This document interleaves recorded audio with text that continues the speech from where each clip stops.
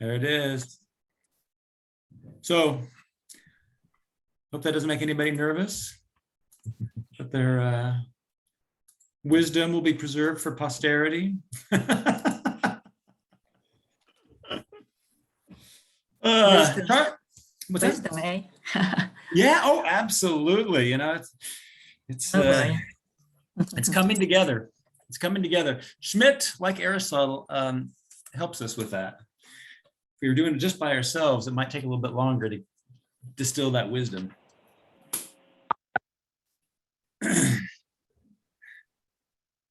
Yeah, anyway, let me see. Before we're getting people up here, I'm going to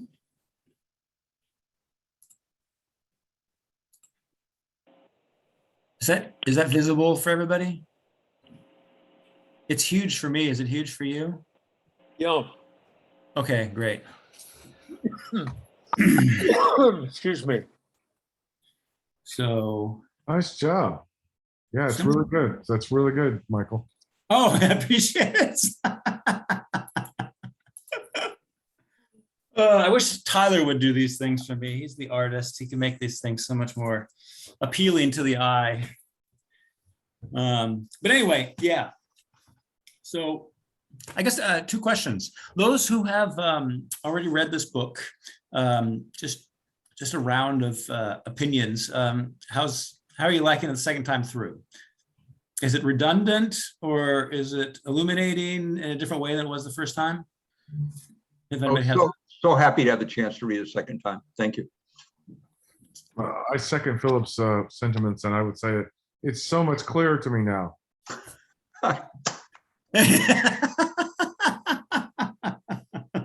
That must be because you've been looking at it really hard with your perceptual apparatus. Yes, the book revealed its wisdom directly. Oh, okay. Are you, Bo and Christy, related to each other? Oh, Michael is just no. He's Michael needs to change his name in there. Oh yeah, okay, yeah, sorry. So Bo is generous enough to lend us his Zoom account for these things. But since I'm kind of running the group, I log in as Bo to make this happen. So that way, if Bo has other things he's got to do, he doesn't feel obligated to have to be here. So, so you are Michael McGannigan then? I am, yes, yeah. I'm gonna rename myself. And that, of course, if I change the name, I also change the person, because names are everything. Because we're good nominalists. Voila! I've just undergone substantial change. I'm now a completely different human being because I have a new name. Thank you. Who says magic's impossible? And it doesn't take much for me to get confused. So thank you for that. No, absolutely. No, I appreciate that, because if one person is slightly confused, guaranteed others are. Anyway, so looks like we got most of who's coming. And so since we only have basically an hour for Schmidt and then an hour for open discussion about Schmidt and Aristotle, in case that comes up, let's get going. So unfortunately, the people who were raising the most questions about the legitimacy of Schmidt's enterprise are, of course, not here today. Okay, c'est la vie. Anyway, it was in response to them that I just dashed off this little genus species chart. Just to make the stakes clear. It's nice to have it, not hide behind foggy language and equivocations. Just, you know, what is this about, right? And that is what this is about is, if we look at this picture, if you look to the left of knowledge, we have identical to what is known. Knowledge is what is known in knowledge. Okay, identity of being and thought is the classic title for this. That is the ancient teaching. Knowledge as different from what is known. That is the modern assertion. Okay, I call the ancient teaching a teaching because it's well-grounded. I call the modern an assertion because it's not very well-grounded. And a lot of what the problems are of thinking about knowledge as different from what is known is the object of this book, to point those things out. Now, so when we're talking about philosophy of representation, what we need, first of all, to think is this, that we're always just talking about that theory of knowledge in which knowledge and what is known in knowledge are not identical. They are different. And any epistemology that asserts this difference will be classified as representation. So just on the basis of this introductory sketch, you probably know what side of this divide you habitually find yourself on, namely the modern. And anyway, yeah, so not even fake Bo. I think I suspect who that is. Please go ahead. So I think I sort of get what you're groping towards with this distinction, but I don't think it's very clear. I'm trying to figure out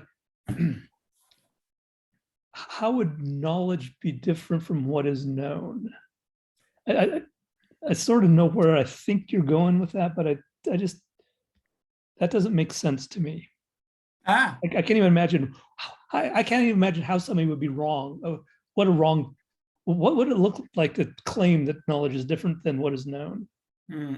My knowledge of the apple is not the thing that I eat. Well, the knowledge of the apple is not the apple. Got that. Right. But knowledge is different from what is known. When I inquire into the stars, the movements of the stars, No, I think maybe it's just a grammatical question. What is known? Right. Like, is knowledge is different than a piece of knowledge? I mean, so the thought is this, that when I inquire into something, I come to know it. But that knowledge I have of it is not the same as it. That's all. And so so I think it's just that I just grammatically did not understand the intention at the grammatical level. okay, well, I did just dash this off, so I appreciate it. So do you have a better formulation? Can I see if I can understand? So you're saying that knowledge of X,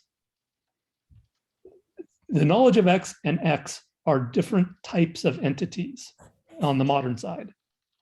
That's fine. Yeah, that works great.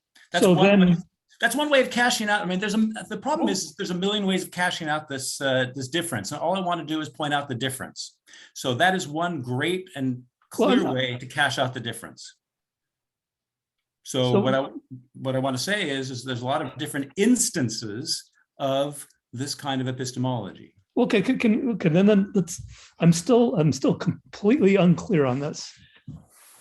So knowledge of X is different from X. That's the modern side. So knowledge of X is knowledge of X. Is that the ancient side? X is the knowledge of X. X is the knowledge. So X and the knowledge of it are the same kind of entity, i.e., to say it poorly, mental things. Okay, I mean, if we want to use that language, yeah. No, but on the modern side, we have this mental thing and a physical thing. That's usually the dichotomy, right? Yeah, I mean, unfortunately, if we call them mental, that just plays into a certain idealism. But yeah, okay, that's that is that's fine. I don't object to that. No, I'm just trying to say, is that the distinction you were trying to draw between something mental and something non-mental, as it were, on the modern side? No, I think that's one instance. Okay. I'm actually starting from the idea that knowledge is either identical with what is known in knowledge, or the knowledge is different from what is known in knowledge. And just at the very, very abstract, very impoverished way of looking at it, right? That's this is just a hermetic, or not hermetic, heuristic guideline. Okay. I still don't get this, but continue. All right, Tyler. Yeah, I was going to attempt to maybe clarify. When it says unity is presented in the thing, I think that might help us get at the confusion here that Peter has. The ground of the unity of the object purportedly known, right, comes from the object rather than the unity of knowledge in the modern conception. Knowledge itself is the ground of the unity of objects in the ancient understanding. Nice, Tyler. That was good. Yeah, that's Peter. Do you want to respond to that before I go to Philip? I think I understood that unity thing. What, Right. There's the physical pile of atoms doesn't have any unity to it.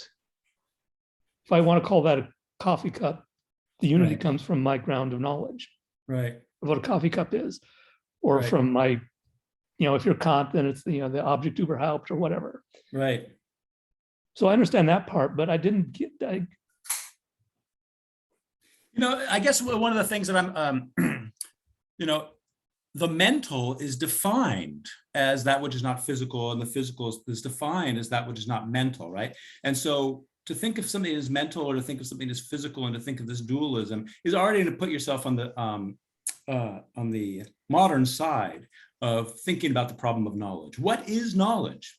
What is knowledge? That is first and foremost and always the question that we're dealing with. So that's why I'm a little bit uncomfortable with the whole mentalese kind of. So can I thing, just? right? Yeah, go ahead. Right, the one say so on the modern side, knowledge is different from the thing that. Knowledge is a different type of thing than what it is knowledge of. Perfect. I think if you're familiar Yeah, with perfect. epistemology and ontology are different in modern. That's kind of the divide. Right. First, there are things, and then we human things go out and do certain things, and somehow thereby know these things, and then what the question of what is the nature of that knowledge that results in such a picture. Not only is it in itself problematic, but it always presupposes the givenness to thought of what is to be known. And so we have this, we begin with the difference. We begin with the subject-object dualism. We always begin with the subject-object dualism. I mean, another way I could do this, probably maybe is easier, is to put on the left, no subject-object dualism, and on the right, subject-object dualism. Let me see. I'm going to call on Philip, but unfortunately, I have to take this call for really quickly, so I'll be right back. But Philip, go ahead and make your point, and I'll try to Okay. I don't mind waiting while you take the call. Okay. Well, I'm going to get this started because I have a whole bunch of little things to say. First of all, I'm a bit concerned that Peter's distinction between the object as known and the object as it is could be a source of skepticism, could be a way in which ancient knowledge doesn't quite stack up as full-fledged knowledge. I have a feeling that criticism is easy to meet, and we can come back to that. Here's my perhaps deeper point. We're suggesting that in the ancient way of looking at knowledge, there's an identity. There's an identity between knowing and the thing known. So there's something we're going to call knowing, and there's something we're going to call the thing that is known. And we're positing that there's some sort of an identity between these two. And I want to suggest that there's a lot of ways to make sense of identity. For example, let's say you have two Lego pieces, and you have a house in China and a house in Canada, and you have one Lego piece in your house in China and one Lego piece in your house in Canada, and you feel quite confident that saying that these Lego pieces are identical. Okay, but then you come across the number 3 and in one house, and you come across the number 3 in your other house. You also feel comfortable saying, okay, it's the number 3 is the same in both places. But there's a difference between these identities. And I'm just wondering, how far are we going to push this idea that that knowing is identical to the known? Like, if we want to push that really, really hard and say they are completely identical, the way that the number 3 as it appears on your tax form and the number 3 as it appears in your phone number are the same, completely 100% the same, that's one direction we could go in. But if we want to say, well, they're the same, but they're the same the way Lego pieces are the same, or the way, like, I had a feeling 20 years ago that's the same as the feeling I have now. Like, there's just a lot of different ways to talk about sameness in this context. And I bet Michael didn't hear any of that, so maybe other people could respond to this. So 6.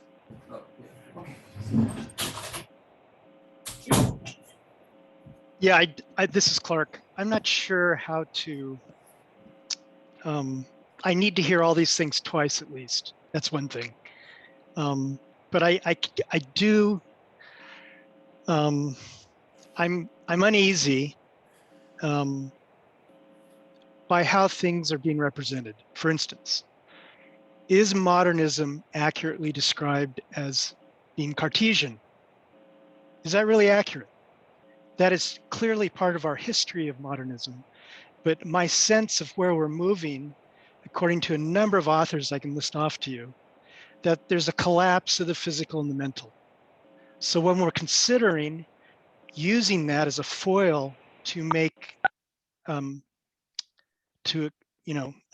make some sort of understanding on how we think, I think it makes it much more complicated. I think there's a lot more indeterminacy that we can actually conclude than what we can conclude.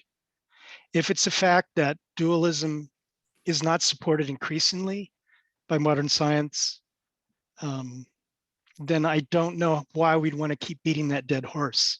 It's clearly part of our culture, but it's also clearly an error in part of our culture. So that's one thing. Another thing is, how we perceive. I was trying to make, in the comments, a lot of points that were convoluted, I'm sure.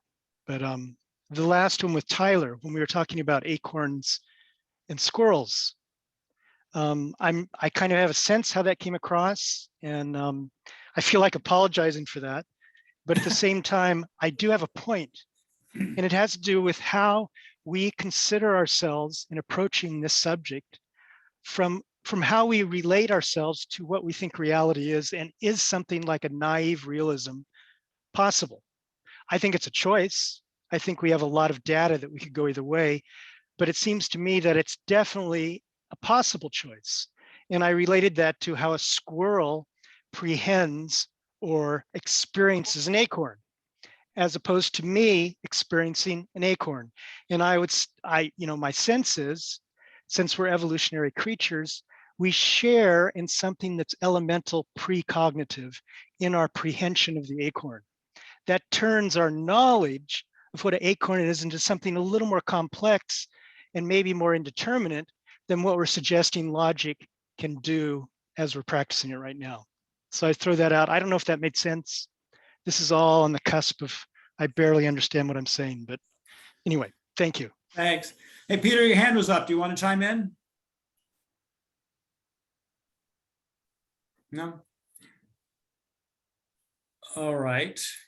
Well, as is usual with philosophy, one thing that is intended to reduce complexity always creates unnecessary complexity. Our job is to understand one account of modernity, and it's not just an historical account, but it is a judgment of modernity's conception of knowledge based on a fully developed textual-based understanding of what knowledge for Plato and Aristotle was. So the adequacy of his treatment of modernity is going to be completely dependent on the standards he develops in his exhibition of what Plato and Aristotle understood knowledge to be. If they understood knowledge in a way that can be shown to be necessary to the very concept of knowledge, then in the light of this, what modernity calls knowledge, which is accidental to the concept of knowledge, is shown to be inadequate to be the proper account of the thing, namely knowledge. So we're at the beginning, and this book is an attack on everything everybody cherishes and holds very dear. So there's going to be a lot of resistance at the beginning. But let me just ask you to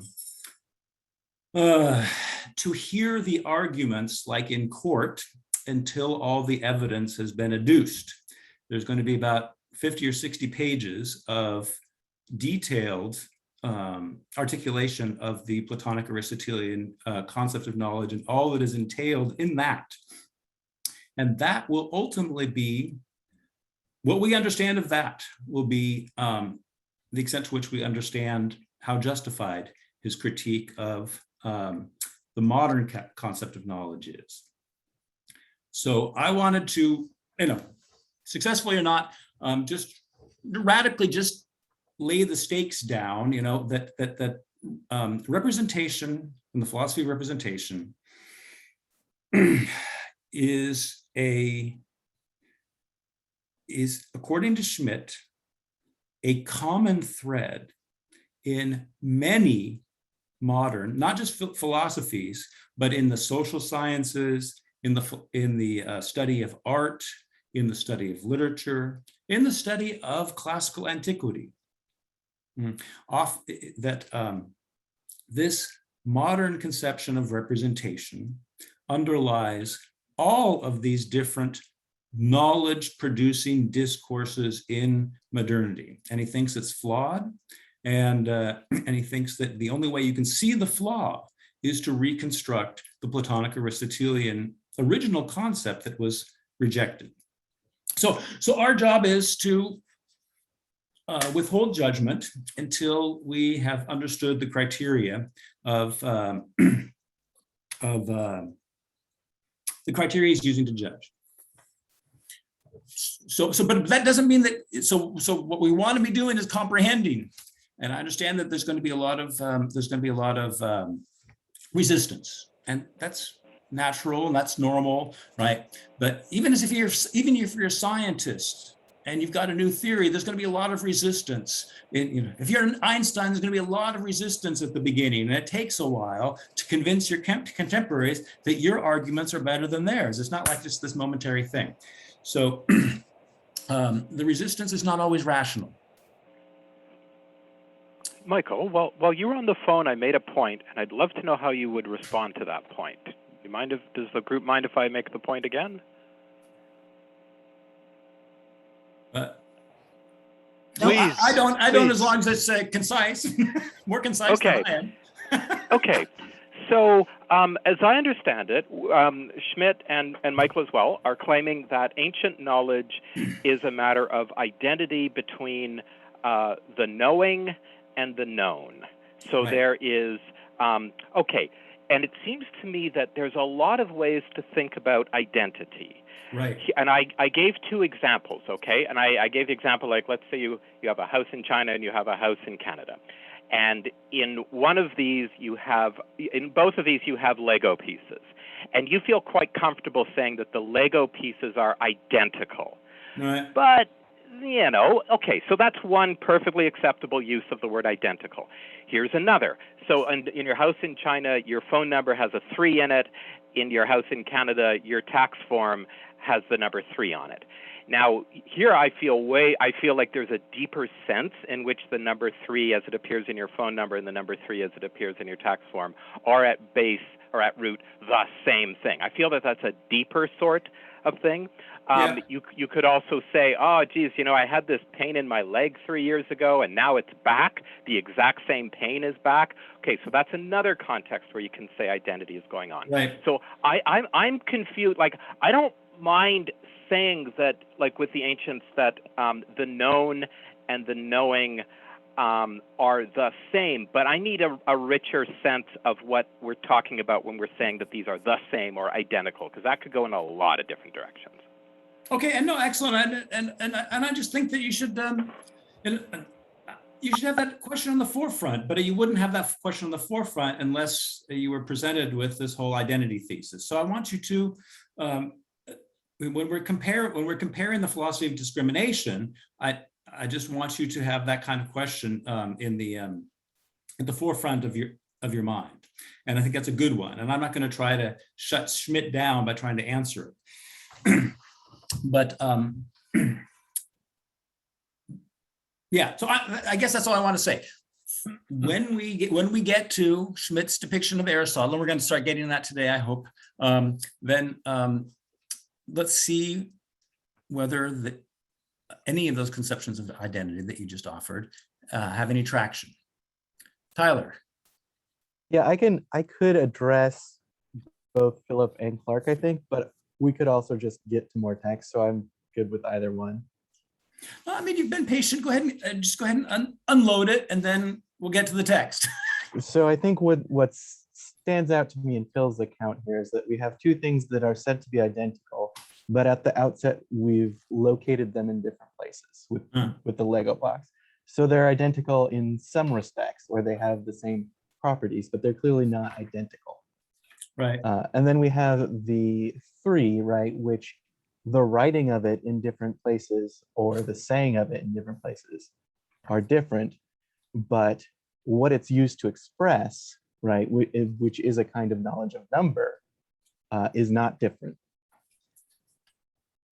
And then for Clark, what I would say about the squirrel and the acorn is that the squirrel makes a kind of bodily contact or sensory contact with something we understand to be an acorn, but knowing that it is an acorn is different than simply making some kind of contact with its material. So knowing it's an acorn involves knowing what kind of thing it is, what it will grow into, rather than simply knowing some properties that don't belong to any particular object, like knowing that something smells appealing or unappealing or looks green or whatever is not knowing what it is. It's simply having the color or the smell available to you. It's not knowing an object in the same sense that we would know, say, the number 3. So knowledge and grasping in the sense that we're getting at with the ancients goes beyond the kind of simply bumping into things and making contact with them. Cool, thank you. All right, so getting to the text, hopefully, let me see. Do I want to talk about this thing anymore? I mean, I think this might be getting more in the way than anything else, but I just like you to look at the very bottom, because this is kind of what we're going to get at in the text, is on the ancient side, unity is the ground of the thing. And that is precisely what the activity of cognition slowly, progressively reveals. The unity is the ground of the thing. What makes it one thing? And so the unity is the result of reflective inquiry, of intellectual cognitive inquiry. We grasp what makes something one, what makes it the thing that it is, what makes it determinate. On the modern side, unity is presented in the thing. So as soon as it's given, its unity is already there. And so it's up to me to just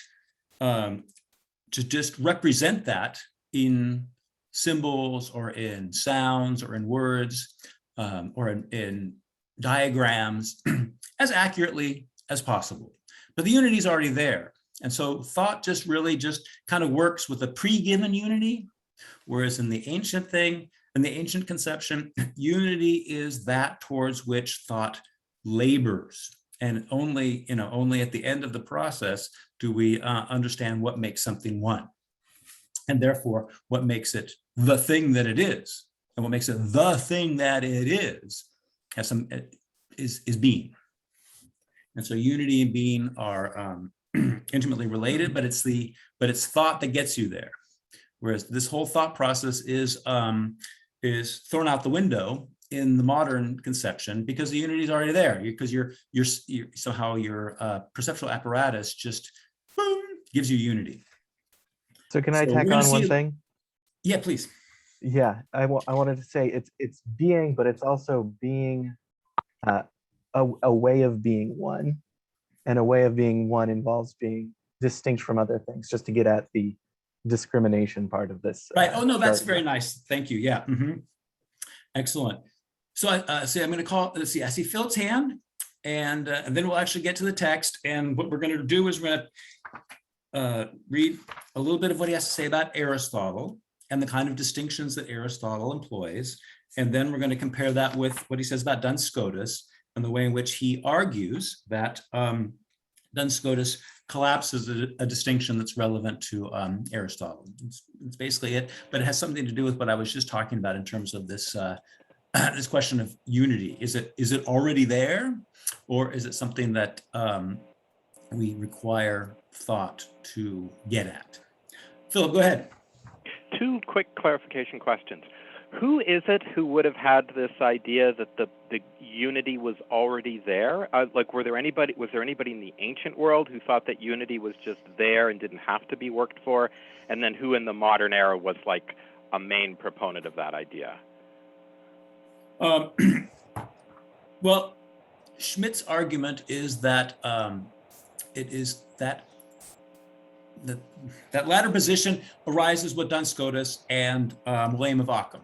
It arises at a particular time, namely the 14th and 15th centuries, at a time in which Aristotelianism was becoming scholastic and sclerotic and becoming an impediment to knowledge processes. So there's so to speak, a fortunate coincidence that these things are happening at the same time, and that the early moderns were able to use the nominalism of Occam and the perceptualism of Scotus in order to revolutionize the concept of, or revolutionize what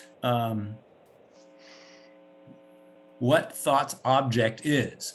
It's no longer the form; it is now the perceptual object.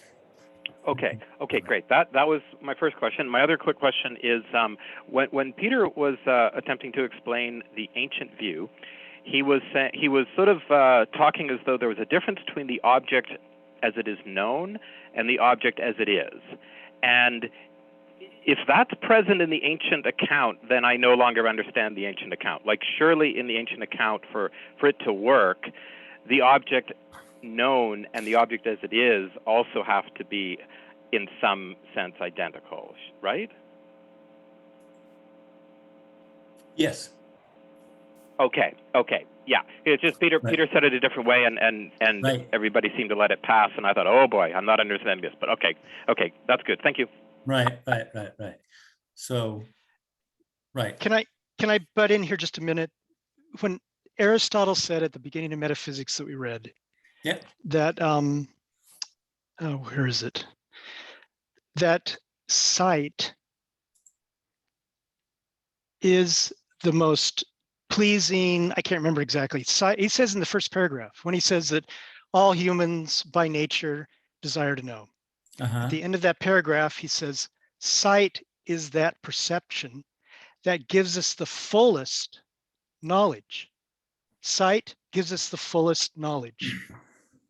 Then after that, he leaves that insight or that claim, and he goes directly into what is not sight. And this is just at the very beginning. I'm having problems with basic assumptions that seem to be glossed over and dismissed. If he's suggesting that sight, then the acorn is actually seen in a way that does represent knowledge. Can I take He this doesn't one? qualify it in that first paragraph. Now, I haven't read everything, so, Yeah. you know, Don't but I expect just you want to to. say this is not at all clear to me on so many different levels. Yeah.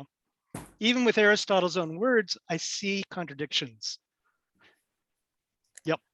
So that's Okay. my own learning. I know. I want to see how I can bring that together. I'm not Okay, against well, logic. I'm against our use of logic and our confidence in using it. I don't think there's a good track record in how we use logic historically. I think we have Well, that history assumes full. that assumes that we're logic is not used homonymous,ly, and it is through history. And so there are different logics for different purposes. And anyway, So Okay. Let's get to the text. But I'm glad that I'm glad you mentioned it. All right, so we haven't got very far in the text, and I did assign everybody this brief section. It's very hard to divide Schmidt up, but I can't give you absolutely every page. Right? Every time he starts a new paragraph, he refers to what he's been talking about the last couple paragraphs, and that goes off from the beginning of the book on, right? So there's always a little sense of abruptness in what I assign.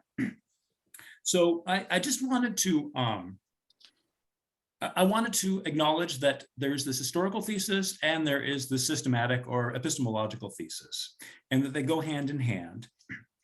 And so by introducing from pages 12 to 16 or something like that, there was the brief historical account of some of the changes that were going on in the understanding of art and the function of art and what is what's beautiful. And I just thought do we have somebody who can share the text? Michael, what chapter are you on? I'm using Sorry. the PDF version and it doesn't have page numbers that you're using. Oh my God, are you serious? Yeah, I don't know where I asked, yeah, I'm not clear where we are. Okay, this is in the introduction. Okay. In the introduction to the work, section 2. Oh, there's no page numbers. Well, that's quite a If you look at the PDF you sent out, it doesn't have page numbers. It has Okay, Roman numbers in I'll see the what prior part. Yeah. Anyway. Yeah. Okay. Shit, I'm sorry.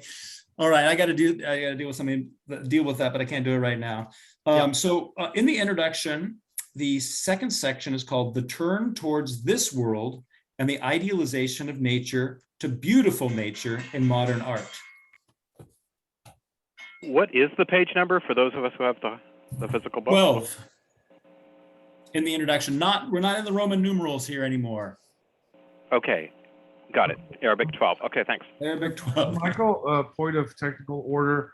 If you press the share button below, you can allow other people to share. On the bottom of the share screen, there's a caret to the right of it. You can allow other people to share. So allow multiple participants to share simultaneously? Let's do that. Please choose that. Okay. And then Peter could pull up. Peter, can you pull up the book, or do I? Peter's gone. Oh yes, okay. Peter might not have liked how that first conversation went.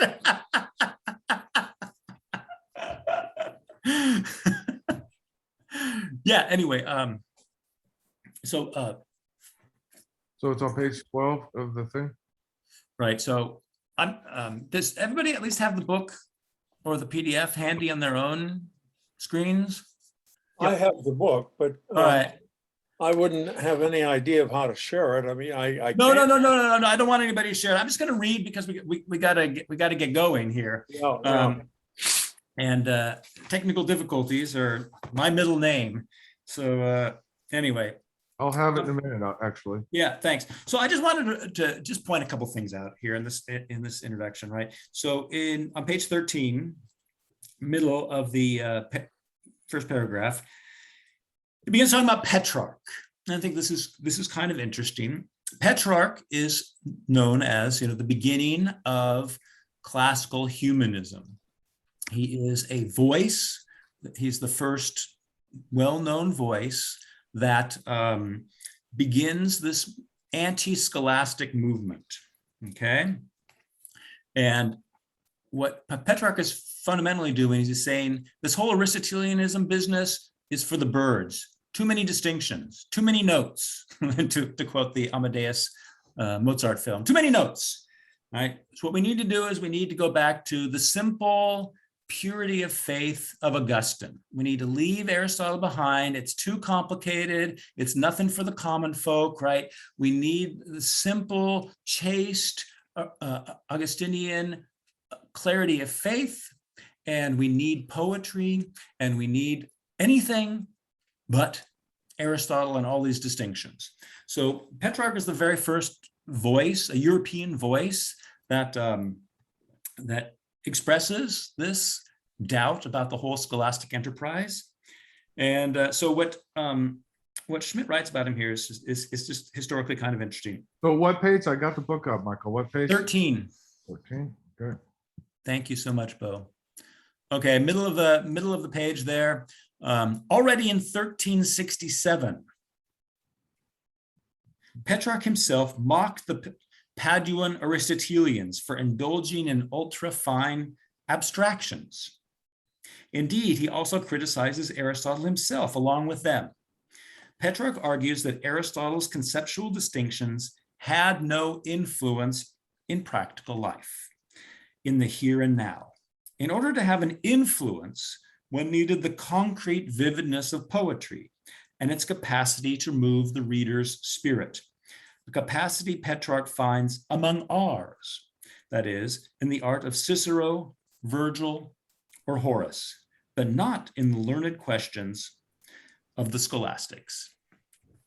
So I just wanted to point this out, right? Just because to give Petrarch his due, but also to kind of remind all of us what is at stake for the early rebels against the scholastic tradition, right?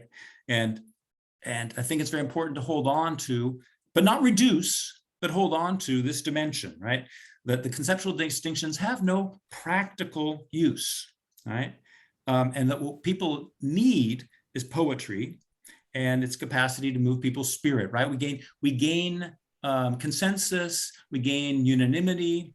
We're all directed towards the same kind of goals, not by splitting hairs, but by finding ideals expressed in poetry that move us and unite us. Now, this set of what one might call this, the resurgence of rhetoric against philosophy. Rhetoric moves people. It doesn't try to convince them. And that's always been the philosophical critique of it. And here you see in Petrarch, he's not saying, let's go back to Plato, or he's not saying there's better philosophy, but rather this whole philosophical enterprise is deeply corrupt. Anyway, so there's that interest in poetry as the collective voice of the nation, right? And that the nations are united in their greatest poets, and poets lend voice to the most noble aspirations of mankind. That is not the way Greeks and the medievals understood poets. This new conception of poetry and its new function arises precisely in the rejection of philosophy as being able to do such a thing. And that's interesting. And I'm not saying philosophy can do it. I'm only saying that that Petrarch's voice and the turn to poetry and the beginning to turn to experience has very much to do with the turn to the practical, the here and now, and the ability to convince people, or to get them all on the same page, so to speak.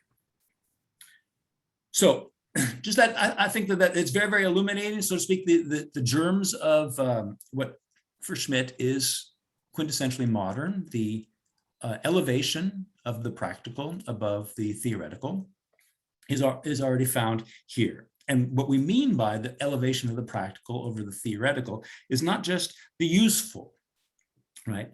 But as I said, this idea that the poetry moves people, it opens their hearts, it brings them together.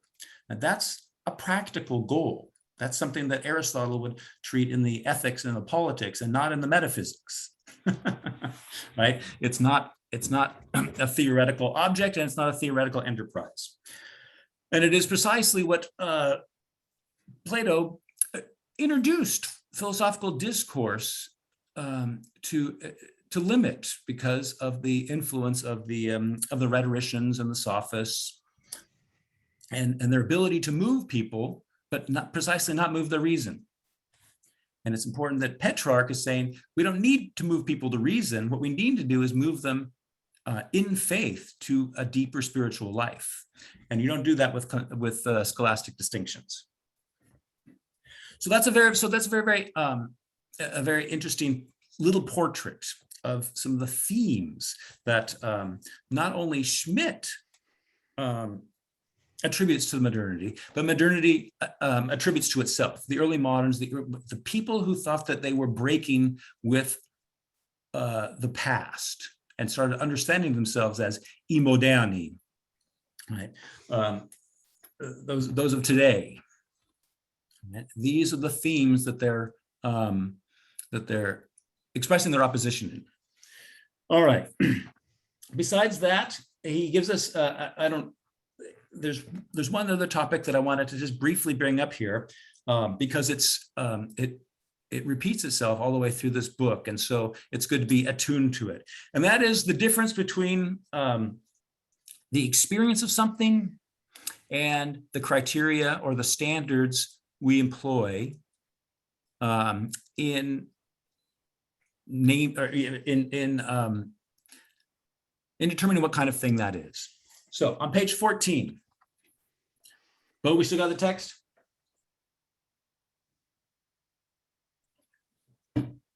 Okay, page 14. Okay, so we get the little quote here from a contemporary art historian, and then Schmidt writes, as one sees, even a contemporary interpreter still shares the pathos of discovery voiced by the figures of that time. Not a new view of landscape, but the birth of landscape painting. Not a new understanding of portraiture, but the beginnings of portrait painting are the products of this turn. But in concentrating on the individual manifestations of this turn, he does not take into consideration the strong theoretical, not practical, claim the theoreticians and practitioners of art in early modernity associated with this turn. According to them, it is the deep love for the world, the turn towards the objects accessible to the senses themselves, that is the condition for the emergence of art. Beauty is now supposed to be located not in the symbolic reference to a transcendent meaning, but in what can be perceived with one's own eyes. Nonetheless, what was considered beautiful in the Middle Ages is not simply shattered in this turn. On the contrary, when one goes through the many theoretical treatises on art and literature of early modernity, one finds that the canonical criteria of beauty as they had been formulated in antiquity and the Middle Ages remain untouched.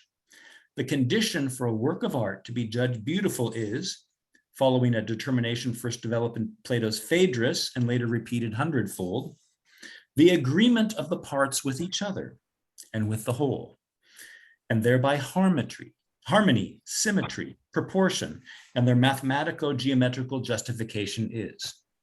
What beauty is not discovered anew. It is simply taken over as self-evident from the arsenal of existing theories of beauty. New does not mean a newly formed or theoretically developed concept of beauty. It merely means that the object to which the predicate beautiful is assigned and the kind of experience in which the object is realized is new. I thought that passage was significant, both because of the way in which it points out, in this modern turn away from antiquity, what is it that changes and what is it that's preserved? And his point is that no matter how much the perceptual object begins to fascinate the intellectuals of the 14th and 15th and 16th century, there's also this other dimension that they are generally not thinking explicitly about. And that is the criteria that are employed to justify calling something beautiful or true or reliable or any of these other kind of predicates. So the objects are changing, and but there is this background of distinctions, criteria, right? That that are not that don't that don't collapse once our object, once our focus of attention changes. And that's something that he's going to be bringing up a lot. Is precisely this idea that there is this residual, these criteria that are semi-consciously, unconsciously employed, that were indeed the focus of Greek philosophy, and that one has not actually been able to really overthrow Greek philosophy as long as one thinks that there are these criteria like symmetry and harmony that themselves are not perceptible, that are used to judge whether something perceptible is beautiful, is one, is useful, etc. And so now we have these two levels that are going to be at issue a lot, right? The perceptual level and the criterial level, which is a very, very boring word. But if you think, if you want to make it a little bit more exciting and call it the formal level, that's okay. Right? He's going to use standards and criteria. When we think Platonic forms, that's basically the same thing. Symmetry is not something you perceive. Harmony is not something you perceive.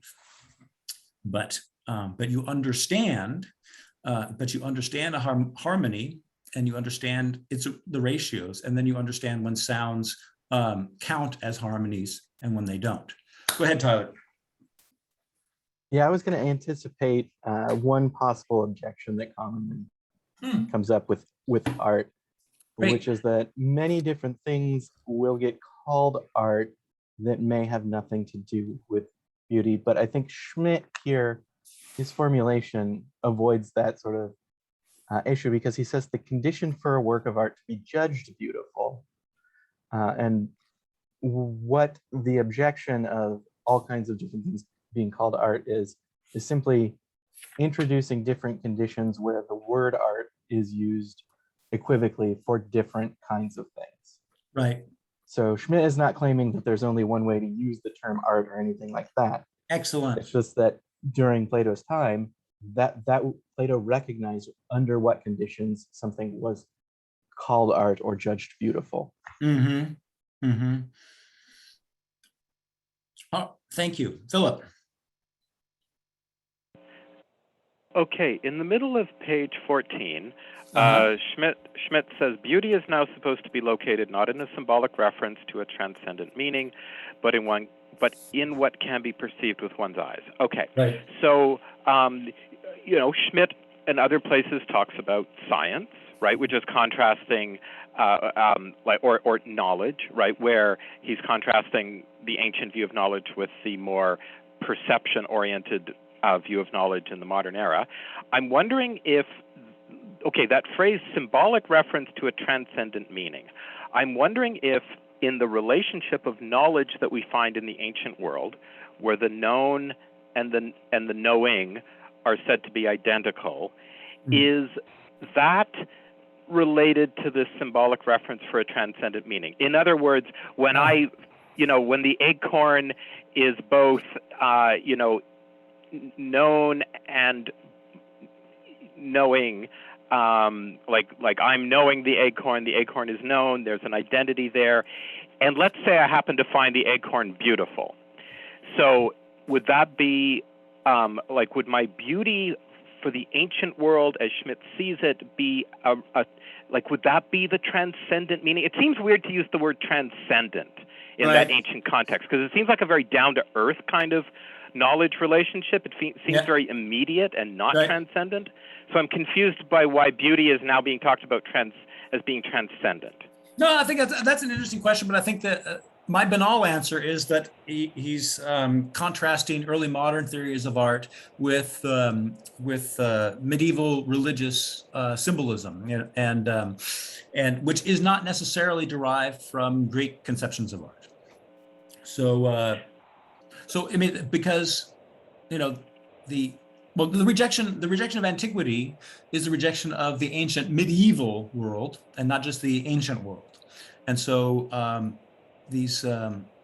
So sometimes, yeah. So I just the Greeks didn't talk about beauty as transcendent, right? Because beauty's in the appearance.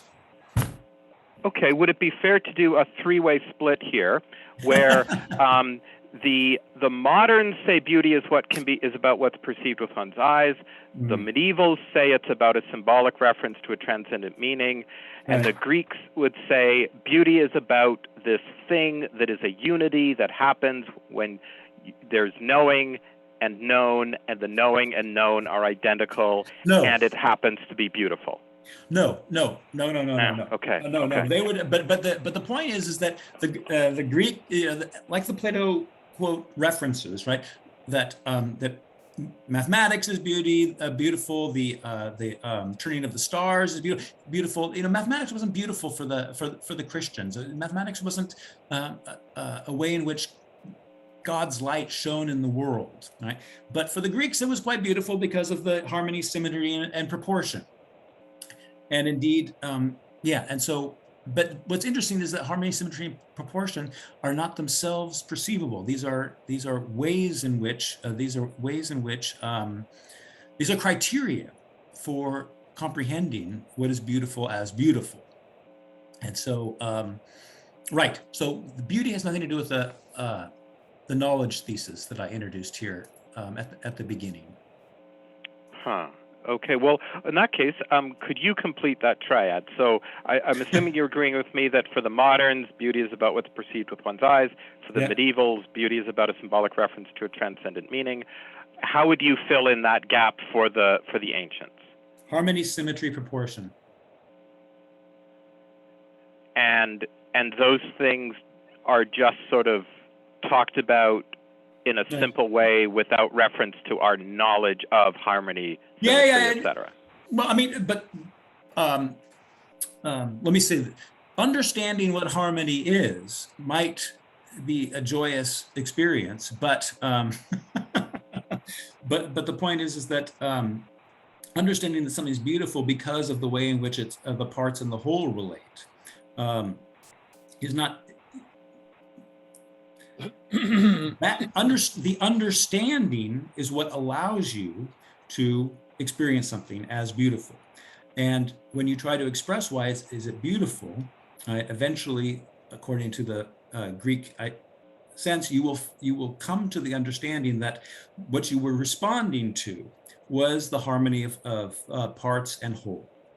At first, it might just be, oh, it's so beautiful, or oh, that statue is so erotic, right? Oh, what makes it erotic? Well, okay, and then I got some descriptions. Well, what makes that erotic, right? And then you start getting into lines and shapes and the way that they're curved, and you kind of get into that discourse. And so, like everything in Greek thought, knowledge is remembrance. And so your original experience of beauty was the recognition of this part-whole relationship, but you haven't actualized that knowledge in your thought yet. And then in actualizing that knowledge, when thinking about it, when working through the different possibilities, right, you thereby at the end have grasped what you recognized in the thing indistinctly at the beginning. Okay. Well, I've got a lot more questions in this regard, but I'll let somebody else go. So I'll stop here. All right. So those are a couple, I think, very pregnant passages in this art section that I wanted to call your attention to. The next place I want to go is to, but I'm going to get to you here, Clark, before I read any further. In order to understand what he has to say about Duns Scotus and Occam, he gives us a little very very general run through of Aristotle. And so it's good to have that in the background before we hit Scotus and Occam. Before we do that, Clark, you've got your hand raised. Yeah, just wanted to clarify because I think it's going to be a block for me. When we're talking about modernity, we're using Schmidt's kind of amalgam of what happened since the 17th century. Because if beauty is going to be defined, excuse me? Since the 14th century. Okay, since the 14th century. Okay, fair enough. And till now, or Yes, is he? yeah. He's gonna show how certain platitudes about knowledge that originated in the 14th, 15th century get repeated in contemporary neuroscience and other contemporary fields. Yeah. Well, for instance, like if the definition of beauty for a modern is what is it they perceive it that way, is that really an accurate description of how the modern view beauty? I mean, they're going to say that, yeah, I perceive beauty, but in reference to a certain narrative that I'm telling myself about what is beautiful. Seems to me that's a different sort of statement. So it's an awareness of your consciousness of beauty. But if it's going to be just a kind of simplistic kind of stick figure representation of modernity, I'm going to keep balking at it, because I can find tons of things that are just ridiculous in modernity that are contradictory but do not reflect to me progressive knowledge, which is one of the main things about modernity, I would suggest. Yeah. Anyway, stop there. What I'd like to say to that is that so Schmidt is just he locates a certain continuity of opinions from the 14th to the 20th century, into the 20th century, a continuity of opinions that all mirror one another, that is a thread, I'm not even gonna call it major, a thread of modernity. And his point is that it is the epistemological thread of modernity. But we only recognize this when we see it against the background of what the early moderns rejected, namely what came before them, the Greek medieval philosophy. So what he picks out in modernity is going to be what is continuous with what the early voices in the 14th and 15th centuries, when they were self-consciously setting themselves apart. They were breaking with an ancient paradigm. And the account that they give of their break is repeated over and over and over again in modernity. Now, and that, he thinks, is what makes modernity modernity. There are many other things going on in modernity that are unrelated to this. And there are indeed survival, there's traces of the ancient philosophy strewn throughout modernity. But what he's interested in is the way in which the early voices that self-consciously rejected the ancient worldview, the way their attitudes about the ancient worldview get repeated as justifications for their new concept of knowledge, their new concept of what philosophy and science and art are for.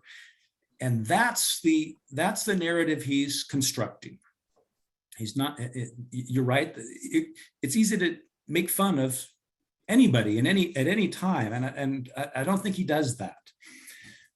But what's really salient is that the voices that were self-consciously saying, this is how we are different. We put experience first. That sentiment gets, and that justification gets passed on throughout modernity. And it is simply not something that anybody ever said prior to the 14th century. Experience was obviously part of all inquiry, but it was not experience first. And there's plenty of practitioners of sciences and philosophers who don't think experience first in modernity, but they are usually the ones criticizing the nominalist, empiricist, positivist, scientistic stream that has pervaded modernity since the 14th century. And so, yeah, it's all about how we draw the lines through time, you know. Clark, did you want to respond to what I was saying?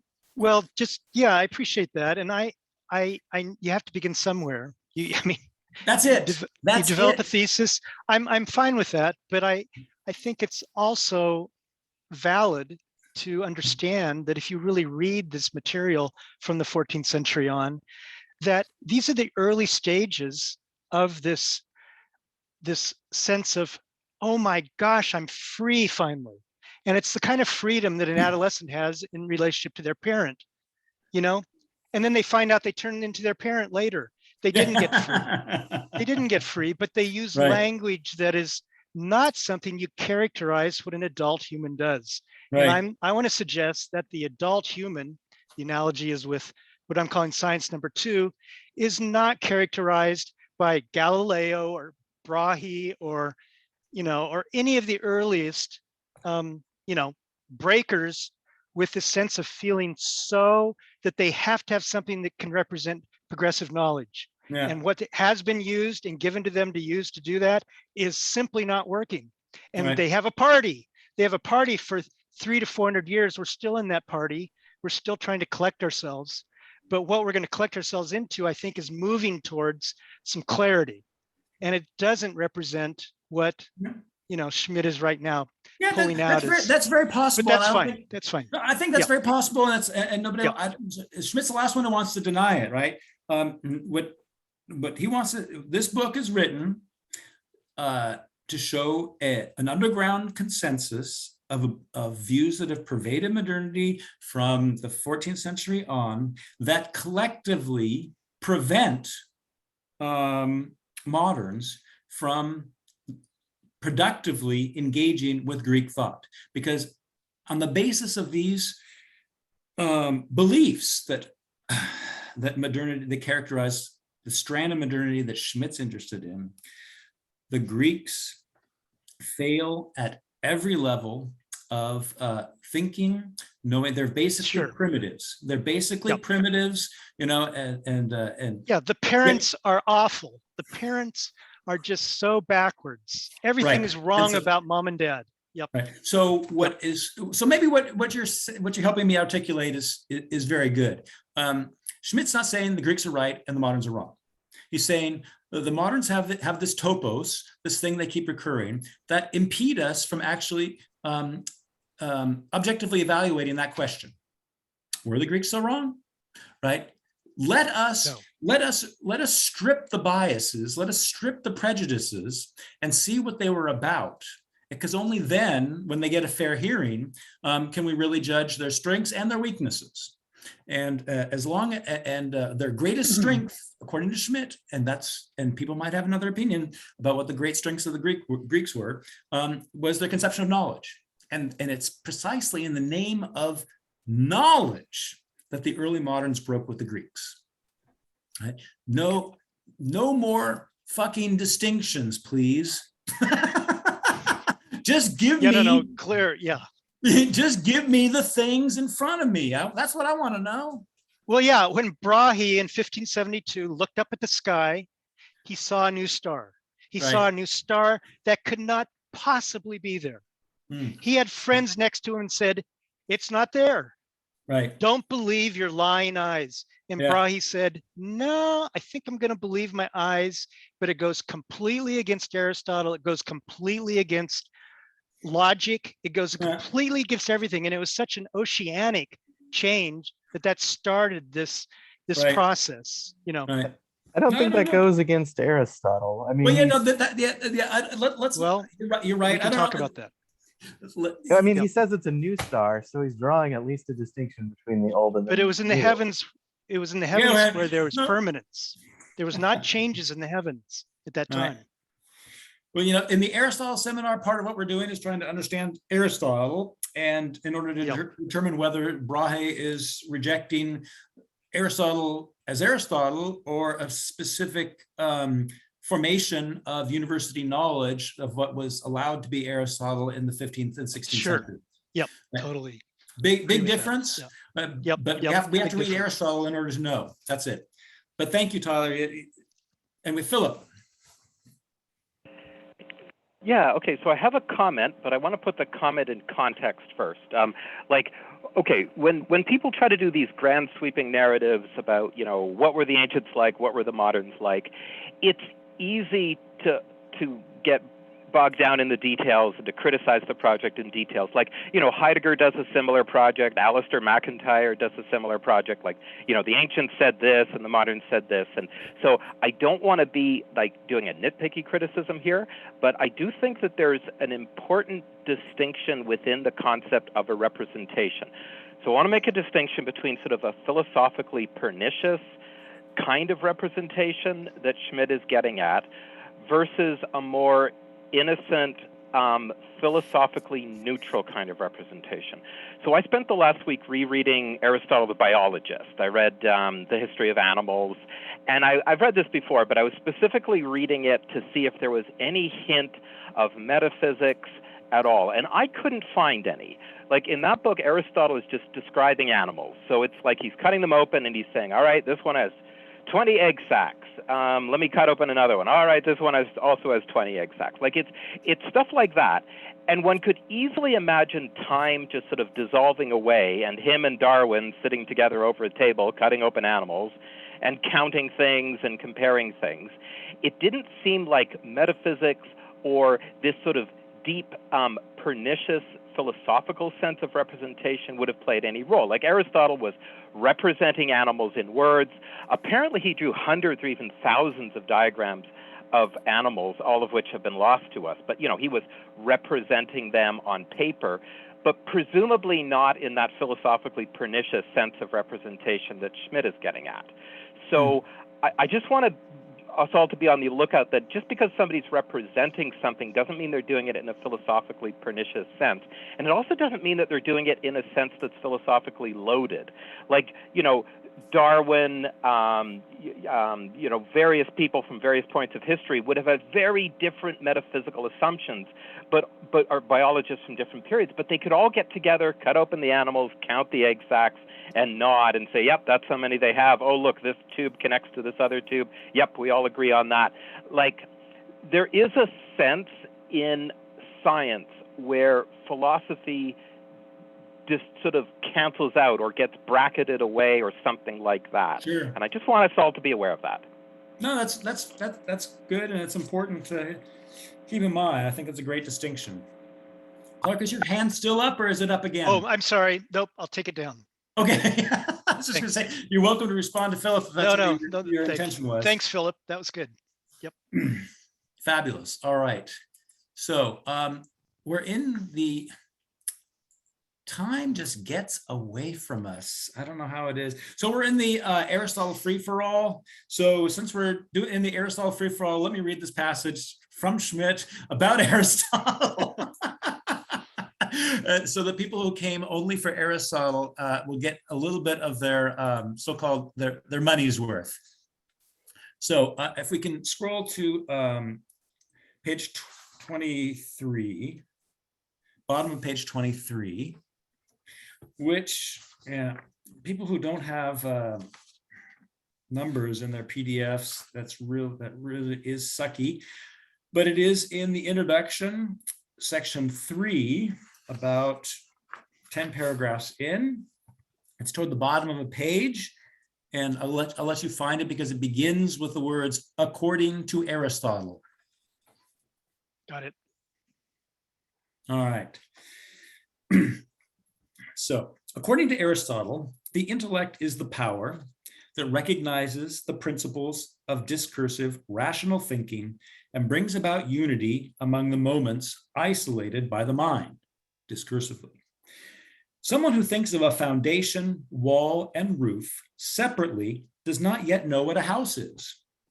Only someone who thinks about these previously conceptually distinguished elements in their relation to each other and to the whole as a unit in one integrating act recognizes this plurality as the object house.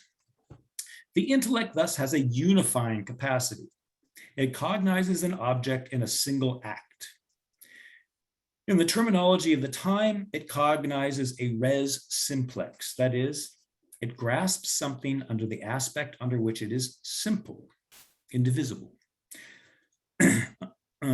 under which everything in it belongs together in one thing, rather than in an iterative, complex, or multiple unity, that is, one composed of several objects, like a circle made of iron, where circleness and ironness are two different things that only come together in this particular circle for arbitrary and irrelevant reasons.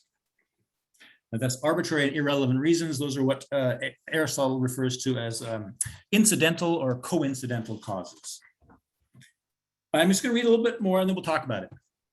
For Aristotle, there's a big difference between simply taking in an object present to us in experience as a totality, something perception too is capable of doing, and distinguishing between the elements belonging specifically to it and conceptually grasping them in a single act as a unity after having examined how they belong together in the same object.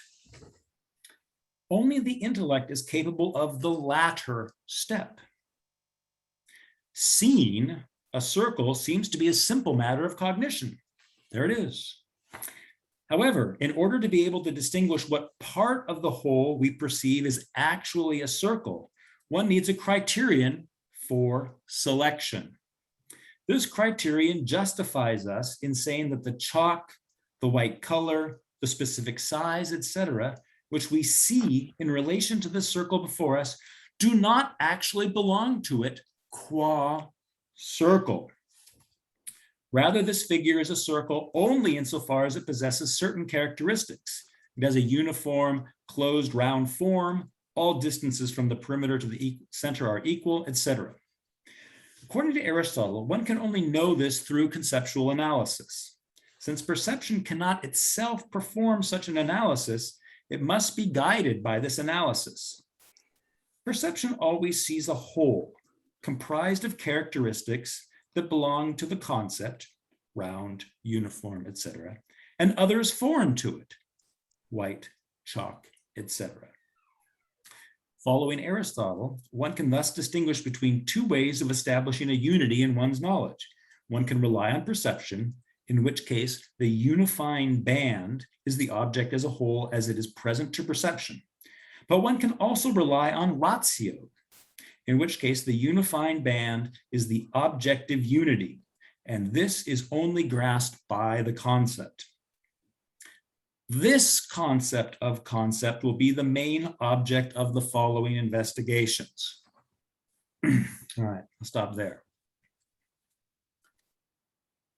So let's comprehend what Schmidt is pointing out in Aristotle.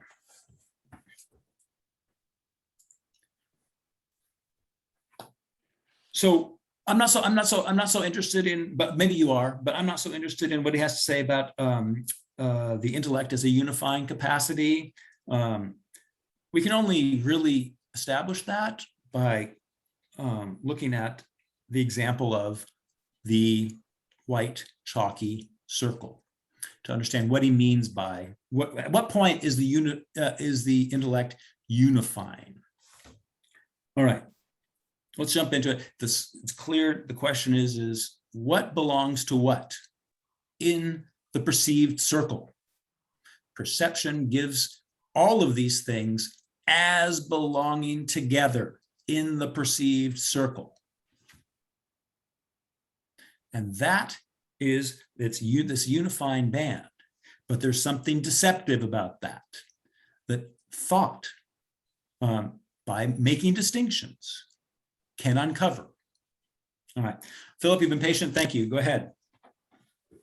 Yeah, I had a question about the concept of or the notion of discursive. I'm never quite clear what this means in like early modern or earlier context. Like, to me, discursive reason, it sure sounds like it's something that would have to take place over time. Like, Yeah. it's not okay. And the other thing is, it seems to have hints of it being language related or perhaps concept related. And it's kind of a shame Peter isn't here, because in other meetups when I've claimed that discursive reasoning has to take place over time, it's Peter who's been insisting that no, it can happen all at once. So we can't continue our usual debate on this. But what do you think of that? Like, is discursive always something that happens over time, and does it relate to language in some way? Let me put it this way. It doesn't have to relate to language, but it's merely when we reason from premise to conclusion. And sometimes we have the conclusion and we need to find the premises. And we need to find premises in such a way that the middle term unites them in order to show that in our conclusion, the subject actually belongs to, the predicate belongs to the subject.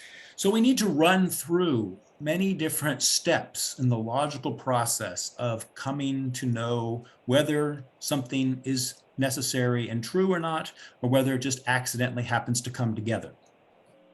And running through those steps in the reasoning process is discursive thinking. But when one draws a distinction, right, between like the circle is circle and the circle as chalky, right? One is not running through a logical process when one draws the distinction and says, does circularity belong to chalk intrinsically or accidentally? Does chalkiness belong to circularity intrinsically or accidentally? And so those questions, right, when we determine that chalkiness and circularity only come together accidentally, that is when we've recognized the circle qua circle and the way in which chalk doesn't belong to the circle qua circle. And that unity of the circle, independent of its, in this case, chalkiness, that is not something that is the work, the unifying work of the intellect. So that which we're always oriented to in making our distinctions is that which is so, and we make our distinctions discursively, step by step. But what we're oriented to in all of our steps, they're not haphazard and random. They're organized around a fundamental understanding that that differences can sometimes belong together and sometimes don't belong together, or only accidentally belong together, or contradict each other. And these recognitions, these formal these formal objects are what is orienting us in this whole process, and they are these. That's the work of the intellect. These unities. So all discursive work requires the intellect, and the intellect requires discursive work in order to unpack its contents. So I'm going to hit Tyler, and then Philip, you can follow up on that. Okay. Yeah, I was just going to add a couple things. One thing we can note is that perception can present things as if they are one, and then in a separate perception, right, presents them as not one. So the chalk, you could have blue and white chalk. Suddenly, the oneness of chalk and blue are accidental rather than necessary. Mm-hmm. The second point I wanted to make regards time is that, as he says here, perception cannot itself perform such an analysis. And I think we can relate that to time in this way. That time cannot be comprehended through a series of temporal events on its own. The unity of those events has to come from some other source. So we should not understand ourselves as knowing in knowing things by temporal sequence, but temporal sequence can still be relevant to knowing some kinds of things, which includes noticing that prior distinction of how in one case, in one event across time, right, the chalk and white were one, in another, the chalk and blue were one, seemingly. So Tyler, I kind of lost focus on can you boil the time point down to something I can get? I'm not quite sure what point you're making. Yeah, the knowledge of the unity of what happens across time, right, cannot be accomplished by what's given through time alone. Okay. Right.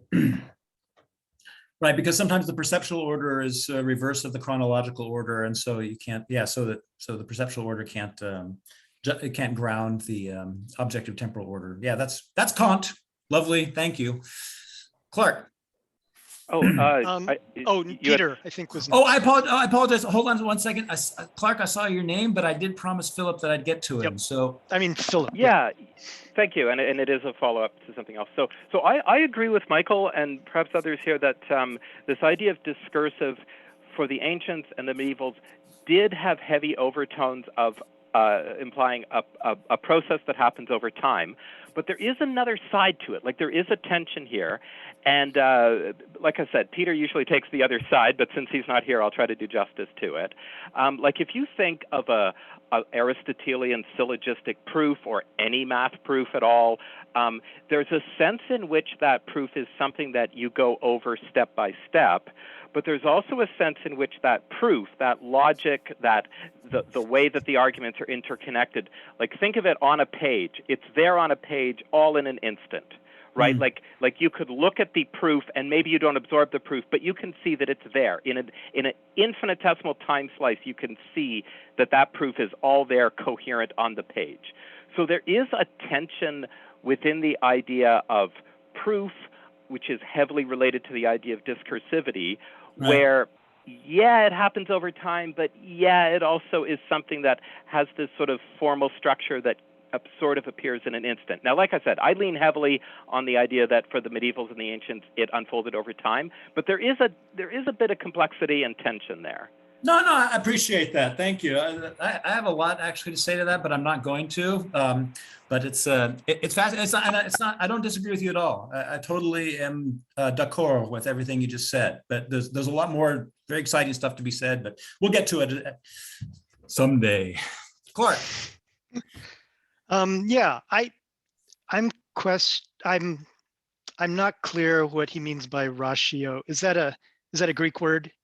That's a Greek word. That's Latin. Right. In which case the unifying band is the objective unity. And this is only grasped by the concept. Right. So a concept grasps. Right. A concept can grasp objective unity. Is that fair? Right. A concept grasps objective unity. So yeah, I guess so. This concept of concept, I'm glad he's saying it that way. Because I want to know what this concept of concept is to unpack it, because that seems unlikely that a concept, in the way I'm thinking right now, can actually, grasp objective unity.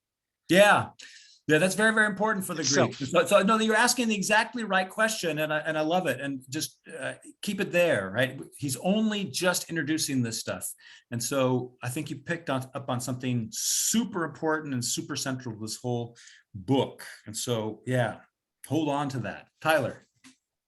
Yeah, this is just a brief comment. It's not going to be an adequate response to Clark, but I think the key here is that perception doesn't tell us what in perception belongs to one object. So we can take any given perception and seemingly slice it up in different ways.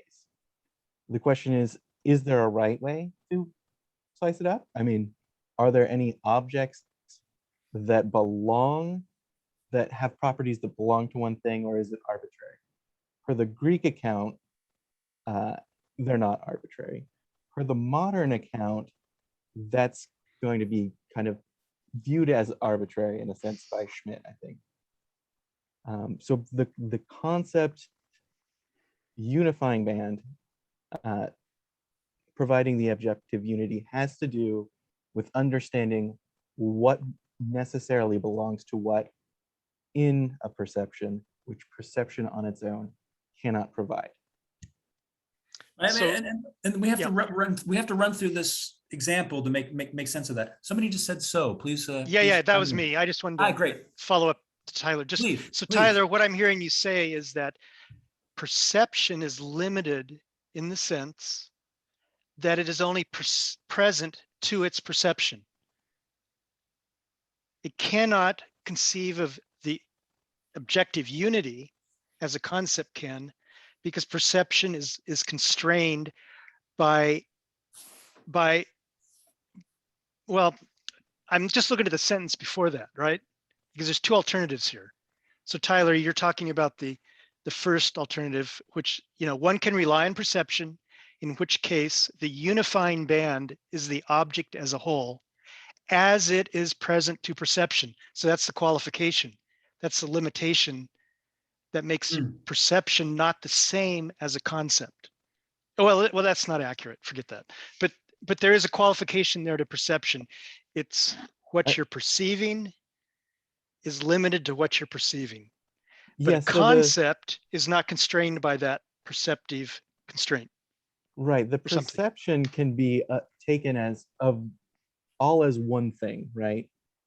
So the object as a whole can be the entire perception, everything in your so-called field of vision, if you want to say it that way, which is that gets more complicated, but it's irrelevant. The important thing is that we can perceive what we take to be objects, or perceive things that we don't know are objects at all. Hi, everyone. And not have a basis for determining what in our perception is rightly called one thing rather than another, in a distinct way, rather than an ambiguous way. You slightly lost me. Can you make that point on with the circle and the chalky circle? Yeah, so the chalky circle, right? In perception, you've got circle and chalk together, seemingly.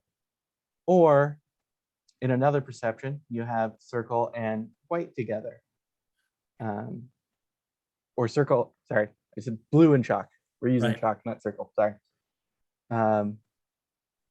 The issue with perception is it doesn't tell you whether or not blue and chalk necessarily go together. They just happen to be in one object in perception, but they're not properly one object because they're separable. Mm-hmm. And it can also be ambiguous what in perception belongs to what. So you can have a circle that is comprised of different colors, and you could think of that as being circular or being many line fragments. So the question is, which is it? And perception doesn't answer those kinds of questions. Mm-hmm.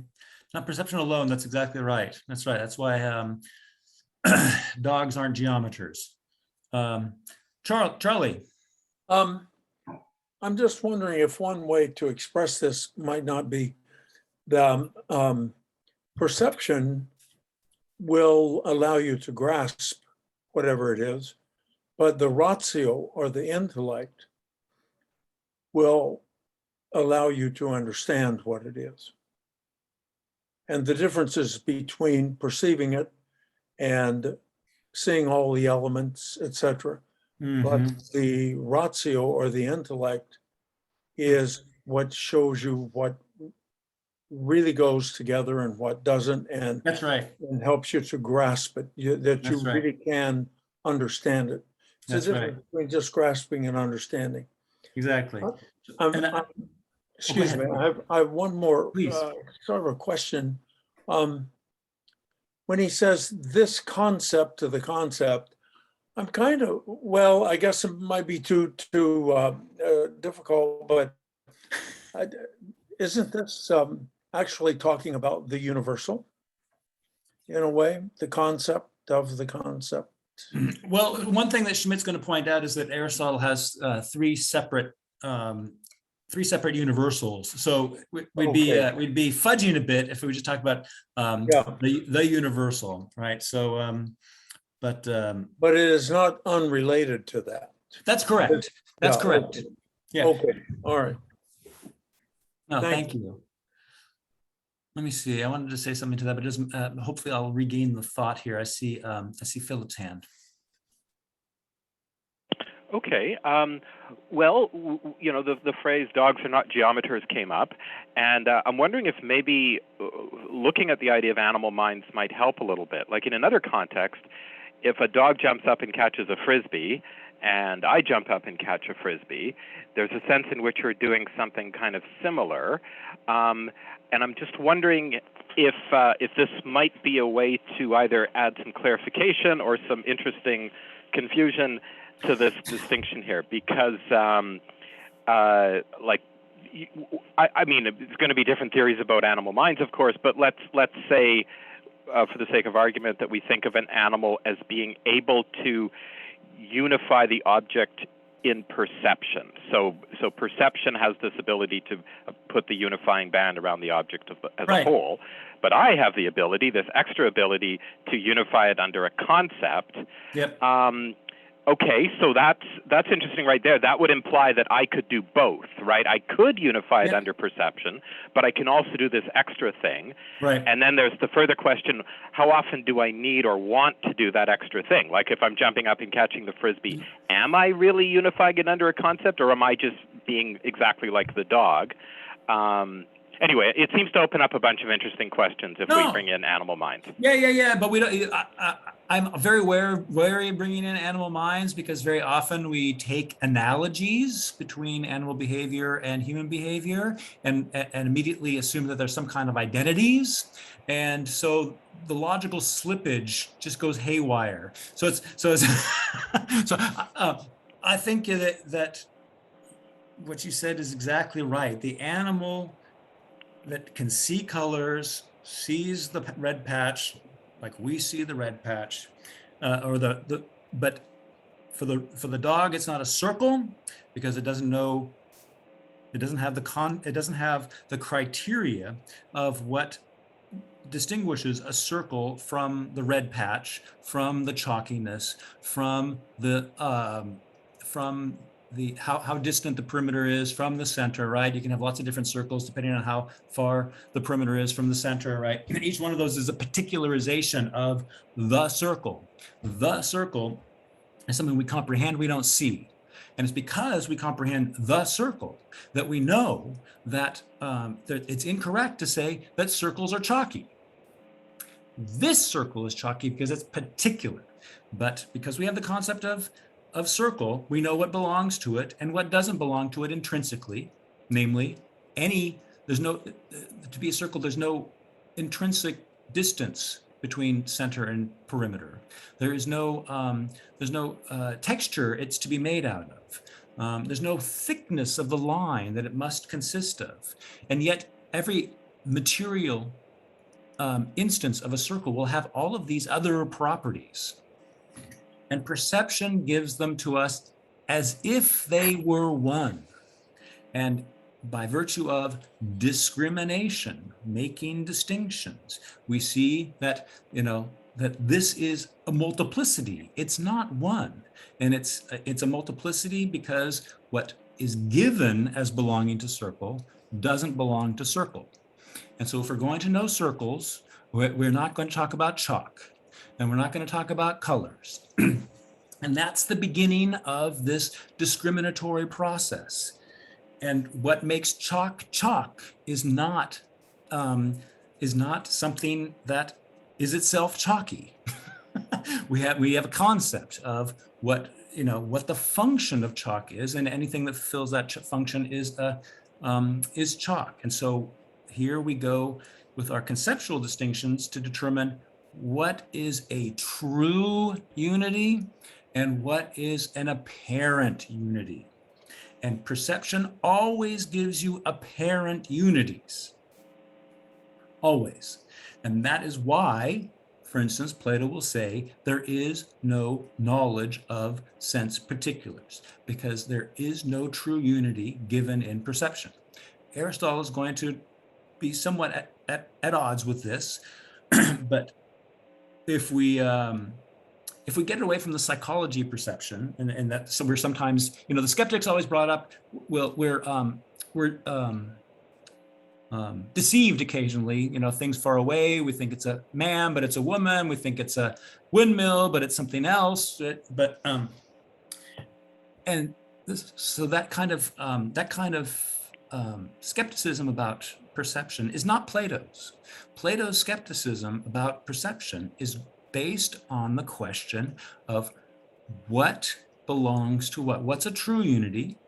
The true unity of the circle has nothing to do with the chalk. The true unity of chalk has nothing to do with circles. And what's a specious or apparent unity, namely the chalky circle? You cannot know the chalky circle, even though, right, because there's no necessity to their belonging together. But you can know the circle, and you can know the circle through its conceptual properties, and you can know the chalk through the conceptual properties that tell us what its function or its ergon is, its work. What does it do?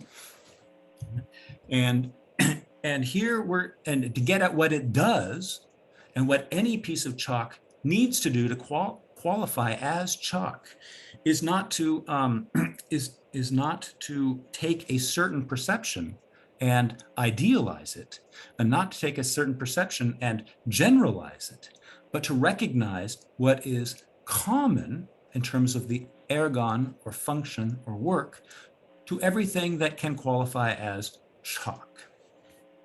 So it's always the question of unity, and if we get that through today, that is a huge accomplishment. It's not that the senses are sometimes deceptive. It is that they always give you things that don't of necessity belong together. That is what makes them unknowable. Okay. Any response or? That was very interesting. I'm going to read it, think about that a lot. I need to study that. Thanks. I do have a response, but I'll let somebody else go if they want to.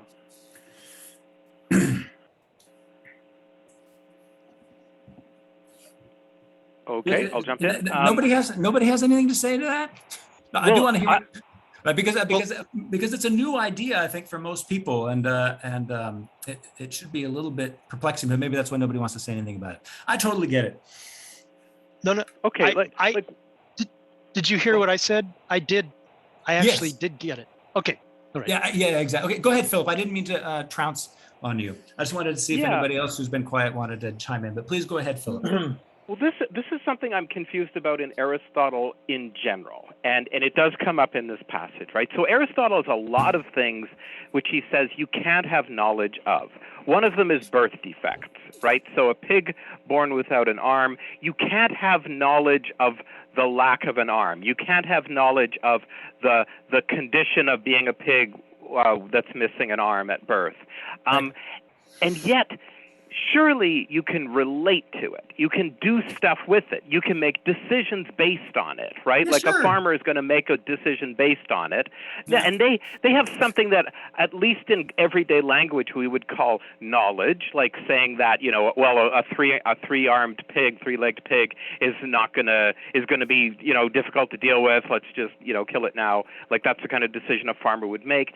And there's something like knowledge about the chalky broken up circle and whatnot. And there's something like knowledge when the dog knows how to jump up and grab the frisbee. And I get it that within Aristotle's schema, those things may not count as knowledge, but they're things we can relate to, and they're awfully similar to knowledge. And I just wish I understood how Aristotle would talk about those things.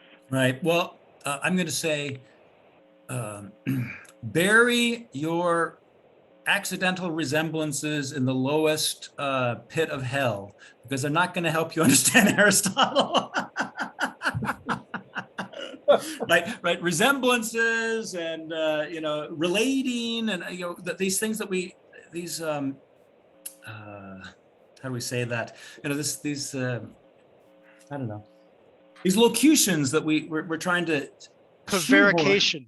Yeah, we're trying to shoehorn into knowledge, right? Because we talk about knowledge in a particular way. Schmidt's point is, you have no right to speak about knowledge that way, right? Because if you speak about that knowledge the way you do, one thing follows. You cannot, right? Logically, necessarily, universally follows. You cannot know what knowledge is. And so, since you do not know what knowledge is, you have no right to call anything knowledge-like. You have no point of reference. And I want to take him, you know, I want to take him as radically as possible, right? How is that possible? How is it possible that he can make this critique, right? And what really do the Greeks have as an alternative? And is there this alternative that he's proposing? I mean, that's fundamentally the question that the book will answer for us, you know, either positively or negatively. It depends on what we understand or whatever. But I'm just going to push back, Philip, because it's easy to start fudging these distinctions with analogies, and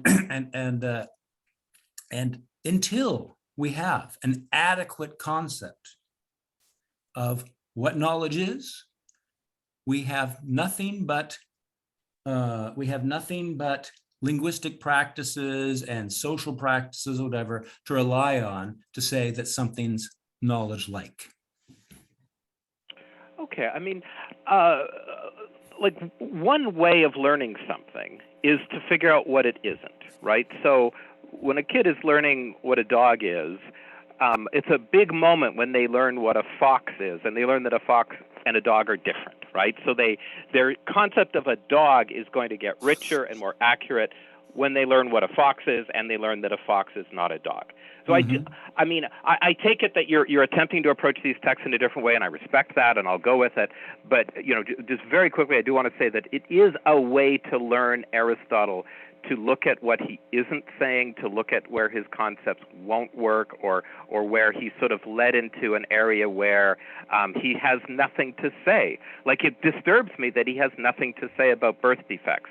He sees them and he says, "Oh, not knowledge," and he just doesn't say anything. And that disturbs me. Now, I get it, right? You have a way of approaching these texts, and I respect that. But I'll just register my concern and stop. Okay.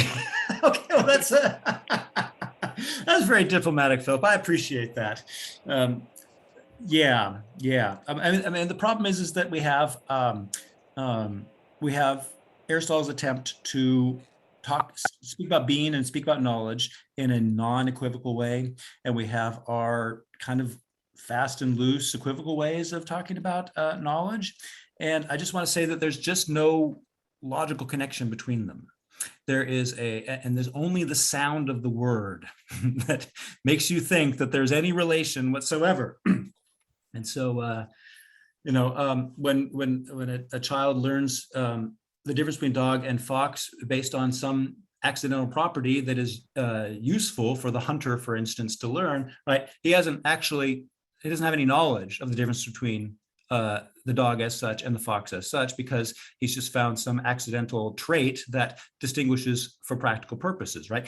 And when we're working at that level, that's the level of practical philosophy. That's, we can be vague and blurry, right? But theoretical knowledge is logical, and it's necessary, and so we're always striving for that, and that's why Aristotle and Plato will say that knowledge is infallible because it's necessary. It can't be wrong. How can knowledge be wrong? and so that's a very strict standard, and one can say, well. But they also understand that they also understand that there is human practices and orientation and getting things more or less right. What does Rorty call it? Coping. Humans cope, but they have access to certain accidental traits, and every once in a while they stumble upon a necessary trait. They don't necessarily know it's necessary, but it kind of works for them. That's a different level. That's a different level of inquiry. How is that kind of human let's use the word relation to the world, what undergirds that. But that's very, very different from the exquisitely difficult standards that are imposed on the theoretician. You want to respond, Philip? Yeah, I do, but it would just be deepening what I said before. So, okay, completely outside of the Aristotelian context just for a second, right? Let's say a child's born with a severe birth defect, and let's say, doctors, I'm trying to avoid the word no, but let's say they do stuff and the baby lives, the baby's going to have a reasonably good life. We want to say something about that. We don't want to say, oh, just random, incomprehensible things happen. Those doctors did random, incomprehensible things, and oh, look at that, there's a good outcome. It's, miraculous or something, right? We want to say, I don't have a problem using the word knowledge for what the doctors have when they deal with a birth defect. Aristotle apparently does.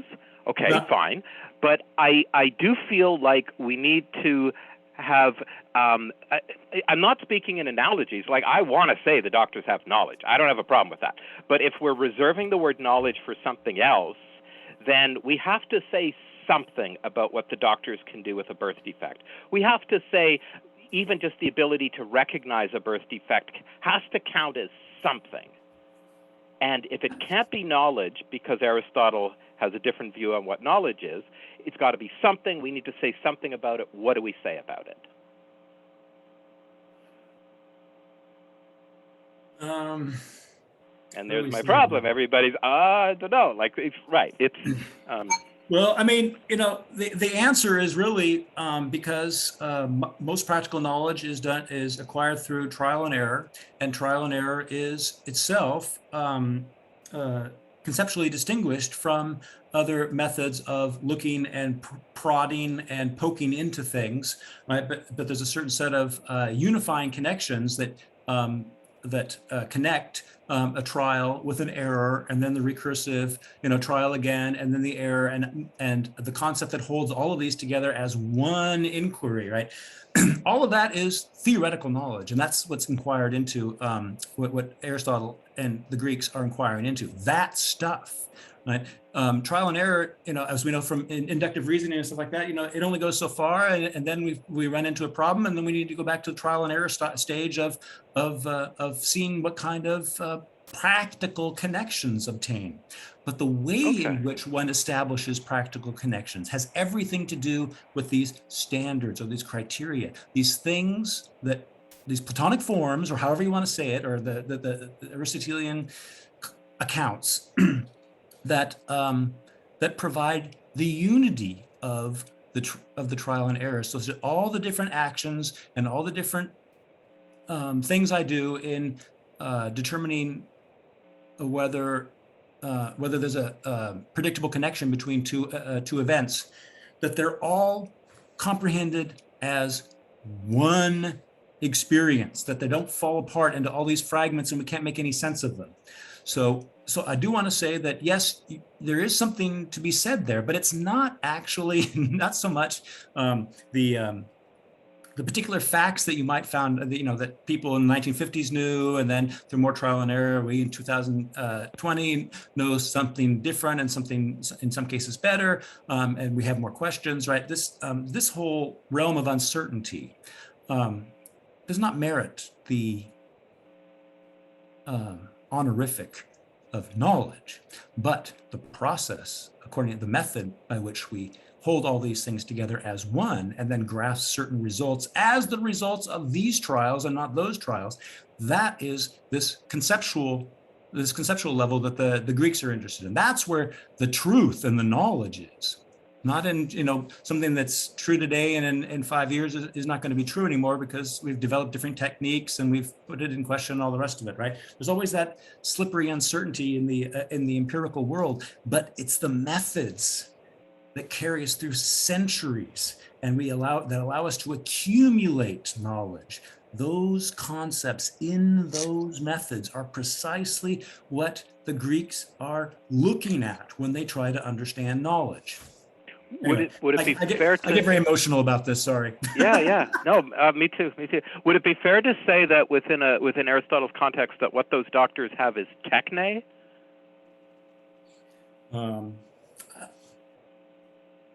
Yes, I think It's a that is kind of correct. techne. Okay. Right. So then to me, the burning question is, can you have that kind of techne if you don't have Aristotle's kind of knowledge? Because that's a really interesting question within the context of Schmitt, right?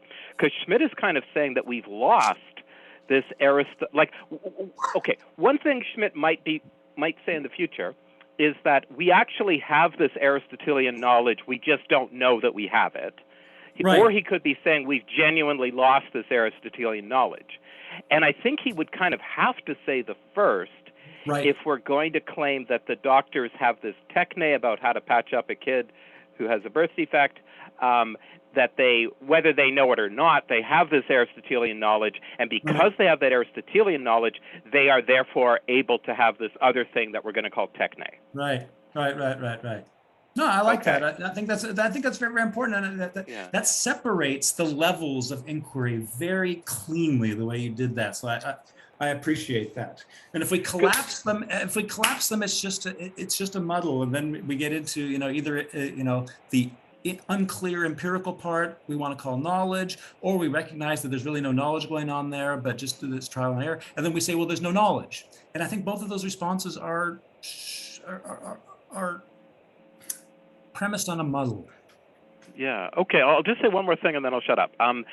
This is so far in Schmitt, this is something I've been asking myself. Does Schmitt think that we have completely lost Aristotelian style knowledge, or does he think we have Aristotelian style knowledge, we just don't know that we do, we've lost the language for talking about it? Like if you compare Schmitt's project to something like Alistair MacIntyre, right?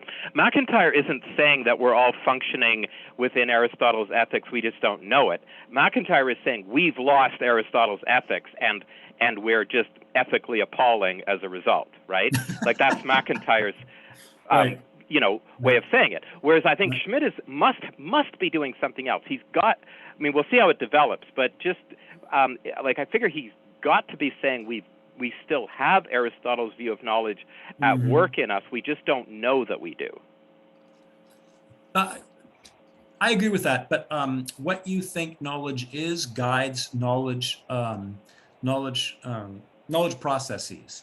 And so not knowing what Aristotelian knowledge is, even if it's operative in our knowledge practices, means being oriented toward, it's being oriented towards a confused understanding of what knowledge is, what it can do. And, and the big thing, I'm just gonna say this, I'm gonna go to Clark, for the Greeks, to know is to know being, and to know being is to know the good. And so to know what a shoemaker is to know what a good shoemaker is, because they do their ergon, their task well. And we don't know a good cobbler. We don't know a cobbler in a person who doesn't know how to make shoes, even if they have a sign outside of their shop, cobbler. If they don't know how to make shoes, well, they're not cobblers. And so the being of something and the goodness of something coincide. And that is, I think, once we recognize that to be is to be determinate, and to be determinate is to be a good, is to be a paradigm of a thing. And to the extent to which something attains its paradigm, it is a good thing. Its goodness is not something we impose on it because we say, oh, you're useful. So the unity of being and goodness is precisely what's lost. And so therefore we don't know what the purpose of knowledge is. We don't know what, we only know things as good insofar as they're useful to us, and we don't have any higher criterion of goodness. And so that's part of what Schmitt wants us to recapture and to reconceptualize, to see, to view the world from that perspective, is a very, very different experience of the world. It makes experience different. And anyway, so yes, that part I think is absolutely essential to what he's doing. So thanks for putting your finger on it. Clark. what you're saying knowledge needs to be knowledge. I hear it. My concern is that it leaves out an operational conception of the mind, which must be the beginning point of any theory of what knowledge can be. So let me give you an analogy. And this is not a perfect analogy, Okay. but if I were to suggest that I could say what sight, vision, what sight is based on what sight sees, is what in some ways I hear you saying, that there's an independence between the holder, the container, let me say, of knowledge or a thought, from what a thought thinks, the content of the thought. It seems to me you're saying that the content of the thought can understand what knowledge is so well that it doesn't have to be worrying about whether it's reifying what it thinks it's doing. You don't have anything in reference to what is holding the capacity to have a thought. It's not curious about, again, the operational container that knowledge exists in, which is consciousness. So to me, the subtext of much of what we're talking about and much of what we're confused about is our inability, because consciousness was not acknowledged, I guess, in Aristotle's time in the same way we do today. And I find it a roadblock to go farther. But I like what you're saying in response to Philip. It's got to be the case that if we're going to have a meaning for knowledge, we got to know what we mean by it before we can say that a dog has knowledge or whatever. So I get all that. But there's something lacking in this knowledge that you're talking about and its willingness to continue doing its knowledge making without an operational conception of the mind, which is only granted in the modern era to the evil empiricist science. So it's lacking something to me, and I don't know how to express it exactly, except that. No, thanks for the thought. I just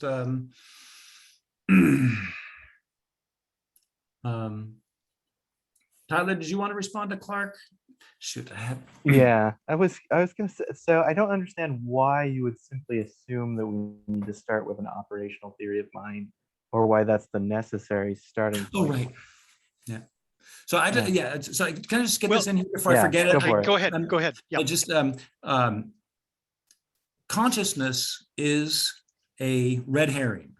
And Schmidt's going to try to show that consciousness is precisely always that which induces us to think of thought as merely receptive to objects given to consciousness through our sense faculties.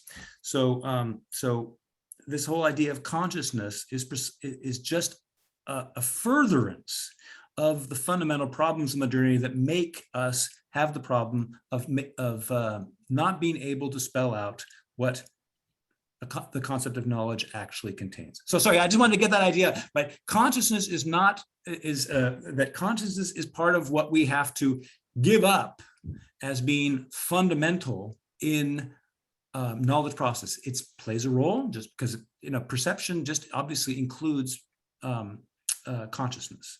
And so if we allot a role to perception, we're allotting a role to consciousness. But you're conscious of the chalky circle, but your consciousness doesn't tell you that this is a specious unity of two fundamentally different things that are only together accidentally. It's not it's in that sense, it's not a real thing. It's just, it's an apparent thing. So Tyler, go ahead and jump in. I interrupted longer than I wanted to, but I just wanted to get that in, but thank you. Yeah, I think that some of that covers what I was going to say. And I think the problem here is that we're assuming one account is already the case as our basis of inquiry. And I think Aristotle simply has the advantage here in not making that assumption and starting out with, what do we have to do in order to even give accounts of knowledge that can be knowledge and not something else. So assuming the operational theory just seems to me just an assertion that you don't need to start with, that gets in the way of understanding account giving as such and knowledge as such. Yeah. It starts with a presupposition about what knowledge already is. Scientists do things, they do them well. Whenever they try to apply their Cartesian consciousness-oriented concept of knowledge to what they do, they fail to understand what they do. And so they don't like epistemology. They don't like demanding that the wave particle is one thing, right? They fend all of this stuff off, right? And they're right. It's just not part of their office. Their office is not to do epistemology. Their office is to find regularities, and some of them are more theoretical and not so useful in nature, and others are very useful in nature and very useful in character. And that's what they do, and that's what they do well. And it's really, I mean, really, in the early modernity, it wasn't even a big deal about calling this knowledge, right? It's really an enlightenment. It's an enlightenment fight against religious dogmatism that has made science so obsessed with saying that they're the only ones who have knowledge, and knowledge is an empirical process, and all the rest of it. This is a fundamentally historical phenomenon. And when we try to make sense of what it is that scientists are talking about, there is general consensus that nobody can say. However, the equations work, the experiments roll on, and we do one amazing techne after another. But you do not have to know. You do not have to know whether what you are inquiring into is real or merely apparent to get apparent regularities, and to create machinery to reproduce those regularities, and to industrialize and do that whole thing, right? You don't have to know reality for any of this stuff to work. Okay, so that's my little response. I see Philip's hand. Go ahead. Yeah, since this is the free-for-all section, I we're want way to into talk it. a bit about a methodology in this meetup that I'll call sheltering the Greeks. Okay, so like the idea is we don't want to we want to let Aristotle express himself in his own terms. We want to see what things are like for Aristotle, but we don't want to apply contemporary styles of thinking to Aristotle and see if he can deal with those. And I get it. Like, every meetup you got to make decisions, right? I've been a host of a meetup, and I don't like it when boneheads tell me, no, your meetup should be completely different. And I don't want to be that bonehead. But there is something that I feel is important. Like I'll give my best example here.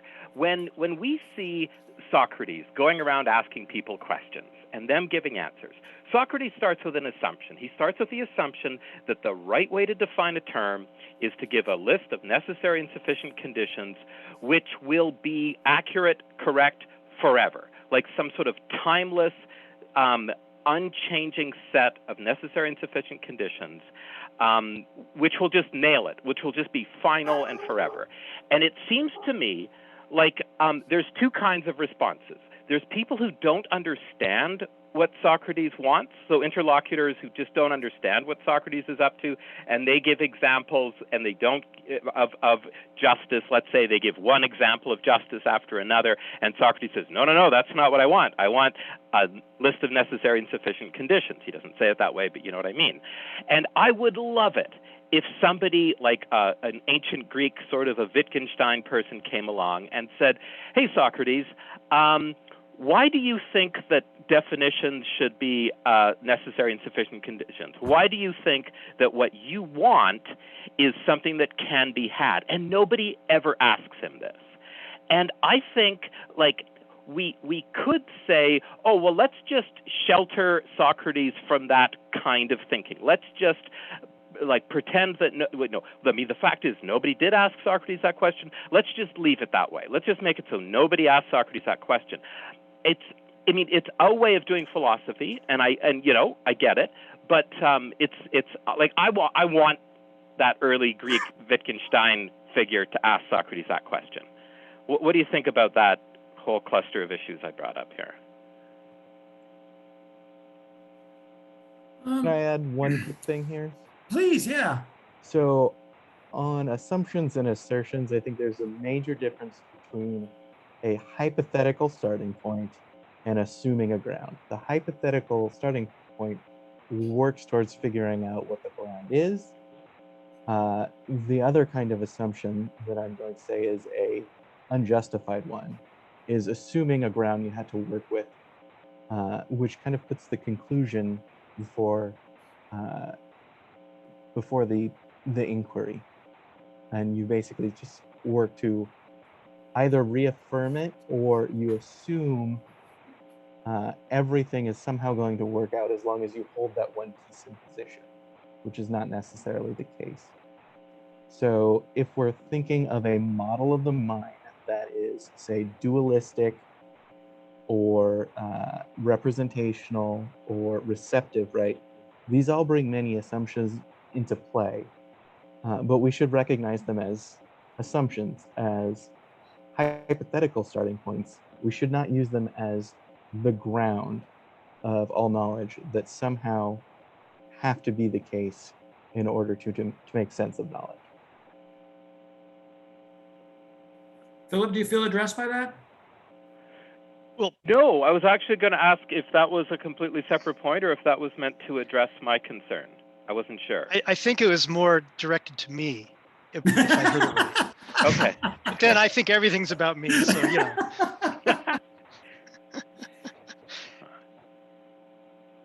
What? Well, let me.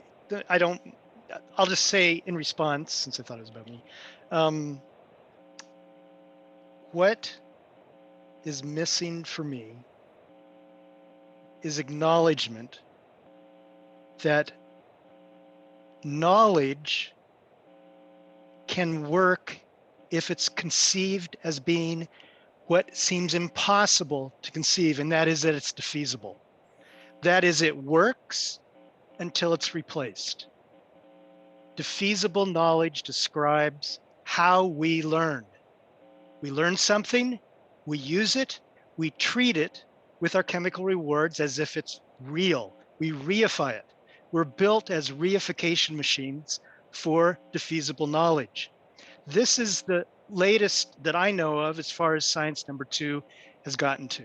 So it's not, I don't understand why there is a need for this kind of certainty that has to be a property of the only kind of knowledge that can be. It seems to me this proximate knowledge that comes out of an indeterminacy. So Tyler, when I said that there needs to be some, a starting point has to be some working operational theory of the mind, that means intention, you hold that with a lot of other starting points, but you don't throw it out because it's defeasible, because it's indeterminate. You hold the indeterminacy with whatever you want to call determinacy. That's the difference between, that's why I don't consider my viewpoint postmodernist. I think progressive knowledge is real. I think we can look at our history and point to exactly its outputs, and they've been immense and undeniable. And they've come through a program of lacking the certainty of knowledge that Aristotle is saying is required. And yet, I can't understand. And yet, so much of that history is people who indeed thought that they had knowledge. So absolutely, that's so whether you think do. you have knowledge or you don't think you have knowledge is completely irrelevant to the success of the process. So we don't have to call it knowledge, or we don't have to deny its knowledge. It just is it's a fifth wheel. It doesn't add anything. I think people can contribute to this process thinking that they have that they know exactly what's real, and still recognize that their hypothesis has been falsified or whatever, and they change the hypothesis and do the whole the whole science spiel, right? All the while assuming that what they're talking about is fundamentally real, and that they know that it must be real because otherwise the experiments wouldn't be falsified the way that they were, right? So I'm saying, I'm not saying you need to have a concept of knowledge in order for science to work. I'm saying the concept of knowledge is completely irrelevant. And that's kind of what you're saying, indefeasible knowledge is just Yes. just doing hypotheses and seeing what happens, and we don't Well, need to it's talk not about knowledge. irrelevant because it's held in tension with our empirical experience. That's the difference. It's not one or the other, it's both. That's But what I don't understand, why it has to be What one. I want to respond with one problem. Yep. So if you're concerned with giving an account of knowledge, one of the things you're going to have to do is work through different accounts and whether they're workable without making knowledge impossible. If an account on its own terms makes knowledge impossible, then it can't include the knowledge of itself as an account of what's true. So, Well, that's from a perspective of thought that is logical, but that's not in terms of experience. I get through my day amazingly well without being clear at all whether knowledge is operative in its fullest sense that I can imagine it to be. That has to have some value. That's not nothing. The question is, how do you get through your day? I mean, someone could get through a day in a coma and be alive the next day. That doesn't really help us figure out what knowledge is. Some kind of knowledge can be relevant to surviving, but the concern for what works and the concern for what true are different in important ways. And the mere fact that something accomplishes a task that's irrelevant to determining what knowledge is or can be, it's a different activity than philosophy, than a scientific or systematic account. Well, if I could jump in there, like having a hard distinction between what is being, in other words, and what works, you can argue for that, but that shouldn't be assumed, right? Like, I'll give the example of, I gave this last time, but the engineer who builds an airplane and the airplane flies, and another engineer builds an airplane and the airplane will not fly. I think it's fair to say that the engineer who built the airplane that can fly is, in some sense, more connected, more in harmony. I don't know what the right word is, but let's say more in harmony with the way things are. And that's deep. Like, I don't think that's a shallow thing. I don't think it's like, I don't think we can assume the instrumentalist view that, oh, well, there's just, okay, that worked, but that doesn't tell you how things are. When an airplane flies and another one doesn't, we want to say that the person who built the airplane that can fly knows something about how things are. And that's what being is, how things are.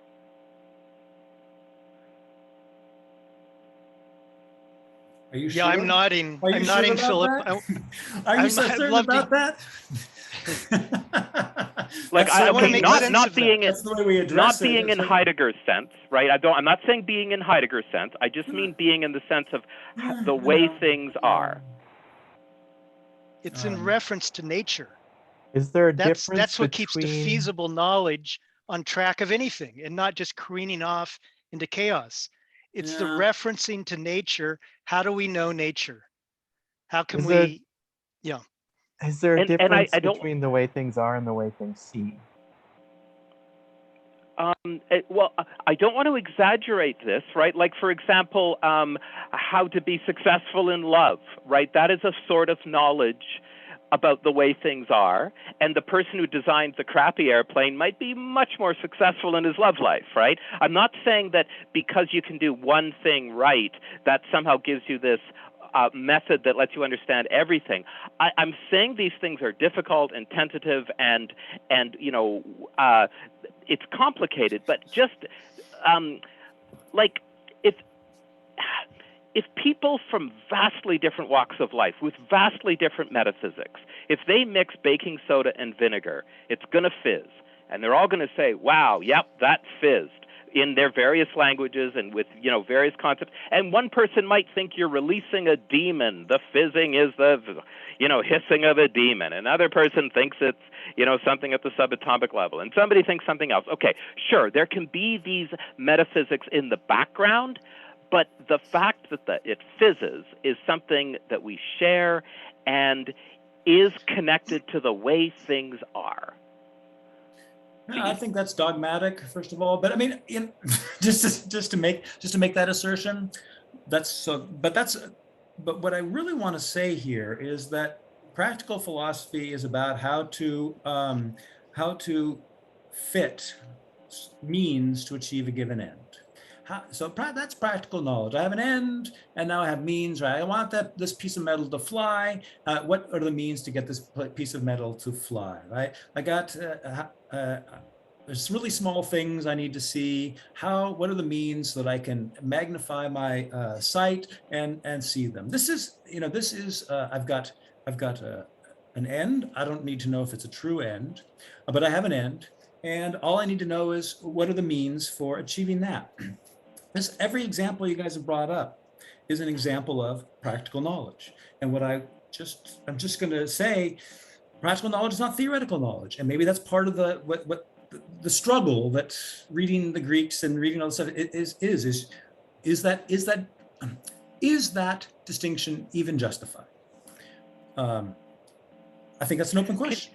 It's an open question, but if we just keep conflating knowledge to practical knowledge and pretending that this theoretical knowledge is just a mere Greek thing, I don't think that we're going to appreciate that difference and what recognizing that difference, what kind of difference recognizing that difference makes in our own self-understanding about our relationship to the world. Well, I have a two-part question. I'd like to know wherein my dogmatism lies. And I promise I won't be offended. I know that word can be used as an insult. I know you don't mean it that way. You mean it in the technical sense. That's fine. So That's right. I felt like my position was about as non-dogmatic as possible. Well, it was friendly, but it was dogmatic. But, okay, well, in a second I'll ask you to tell me how. But I don't see any contradiction between my genuine, serious attempt to figure out what Aristotle meant on his own terms and my deep respect for scientific knowledge. I don't see that the one is going to make it harder for me to do the other. I can be a chef and a chess player. One isn't going to make it harder for me to be the other, right? Right. Like I can do both.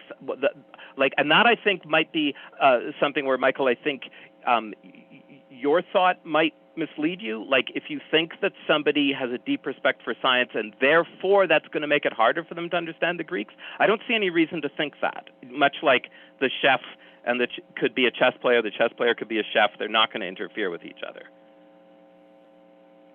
No, I agree that respecting science has nothing to do with one's understanding of the Greeks. Equating science, which is a practical activity, with theory, and thereby equating practical activity with an account of being, is a conflation of necessary differences. And it's those differences I want to keep people's minds attuned to. And so that's why I resist. My respect for science is to treat it as it is. In other words, justly. It is practical. I do not see any respect of science by those who treat it as something it isn't, namely ontology. And so we have different ways of respecting science. Yeah. Yeah. But if you understand where I'm coming from, then you can understand my resistance is not a disrespect of science or anything, merely emotional or evaluational, but you're coming at it. You're coming at it that as an instrumentalist, right? That science is a means for accomplishing certain ends, And it's fine to be an instrumentalist. That's a fine, honorable position to have, and many great thinkers have had it. But you can't assume it. Like, you need to argue for why science is an instrumentalist. And if I point out something to, any instrumentalist and say, look, I mean, okay, the guy who built the airplane that flies and the guy who built the airplane that doesn't fly, one of them is more in harmony with the way things are. That needs to be taken seriously, and if it's going to be refuted, it has to be refuted not just by saying, oh, well, there's this guy Aristotle who has a different way of categorizing things, and by that way of categorizing, that doesn't count as, the airplane guy doesn't count as having knowledge.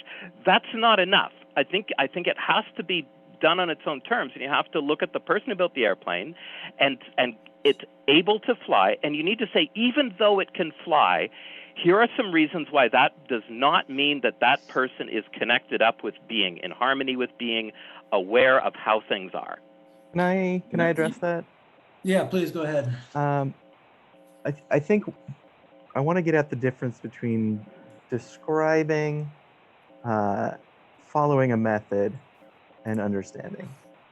So I'm going to use a different example just because it's simpler than the airplane, but say this community has a plant that soothes the skin, and they go about with the seeming knowledge that this plant has the property of soothing human skin. The next year, it ceases to soothe the skin, and they don't know why.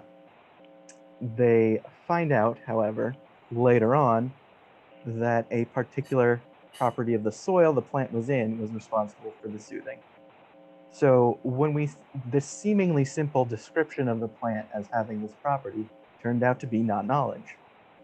So the mere fact that it worked was not an understanding of what was properly won, right? The healing effect and the plant had an only accidental relation that was mediated by something else.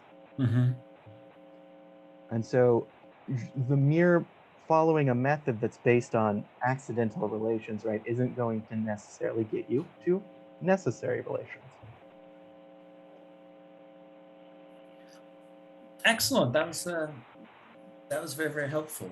I mean, I don't know if it was helpful with respect. I'm not absolutely sure whether I'm an instrumentalist or not, since I haven't actually professed an opinion like that. I was just trying to say that in the Aristotelian universe, he distinguishes between means-end thinking and thinking about being. And I hear you, Philip. I mean, I don't want to quash your guys's intellectual inquiry, and if you have a certain way of doing it, then I don't want to quash that. What I do want is that it takes a long time to figure out what being means in the Greeks. And I don't think we're there yet. And so I think that we're being a little bit relaxed about how we use this word, and especially in a modern context where we really don't have any criteria for asserting that, in this thought we've grasped being. Those criteria all seem to be very very subjective or historical or social or whatever. And then that begs the question, well, what makes those the criteria of being? So that's my apology for seeming like I'm quashing inquiry, but I guess I'm just trying to keep sustain the tension that it requires to ascend out of the cave and finally get what they're talking about when they talk about ousia, substance, all the rest. Go ahead. Yeah, and I get that. I have over my life done a deep dive on the Greeks. I love the Greeks. I want to understand what they were thinking, but that doesn't mean that what we think today is wrong or not knowledge or something else. I'm fully on board with the project of trying to figure out what Aristotle meant on his own terms. And when I say that the guy who could build the airplane is in harmony with being, I don't mean that he has thereby acquired a unified, timeless concept of being. I just mean that he's in harmony with it. like that he's more connected up to being than the guy whose airplane won't fly. That's all I mean. I don't mean that it's given him a concept. I don't mean that he could then define being. I don't mean that he could then switch and become a bridge builder and automatically be a great bridge builder, right? His bridge might collapse because he may not be, and almost certainly is not, fully connected up with being. He's just a little bit more than the guy whose plane crashed, at least in that one localized result. They're both, all living organisms are kinds of beings, so they're sort of they're connected to being. It's the way in which they're connected, and so without many distinctions about the ways they're connected to being, it doesn't really help us to focus on just the connection on its own. Oh, that's interesting. Yeah. Being said in many ways. That's something else I wanted to say, but it doesn't matter. Clark, your hand's been raised patiently. Do you want to hop in? Yeah, I just want to say how much I appreciate this conversation, this dialogue with Philip and you, Michael, and Tyler. This is there. I hope we can continue with the tension that this brings to both of us. To whatever positions are being represented in this conversation, I just hope that we can continue maintaining the tension this brings up for all of us, because I do think this conversation is part of what modernity has to talk about. It's part of modernity to have this discussion. So I just want to honor it and acknowledge it.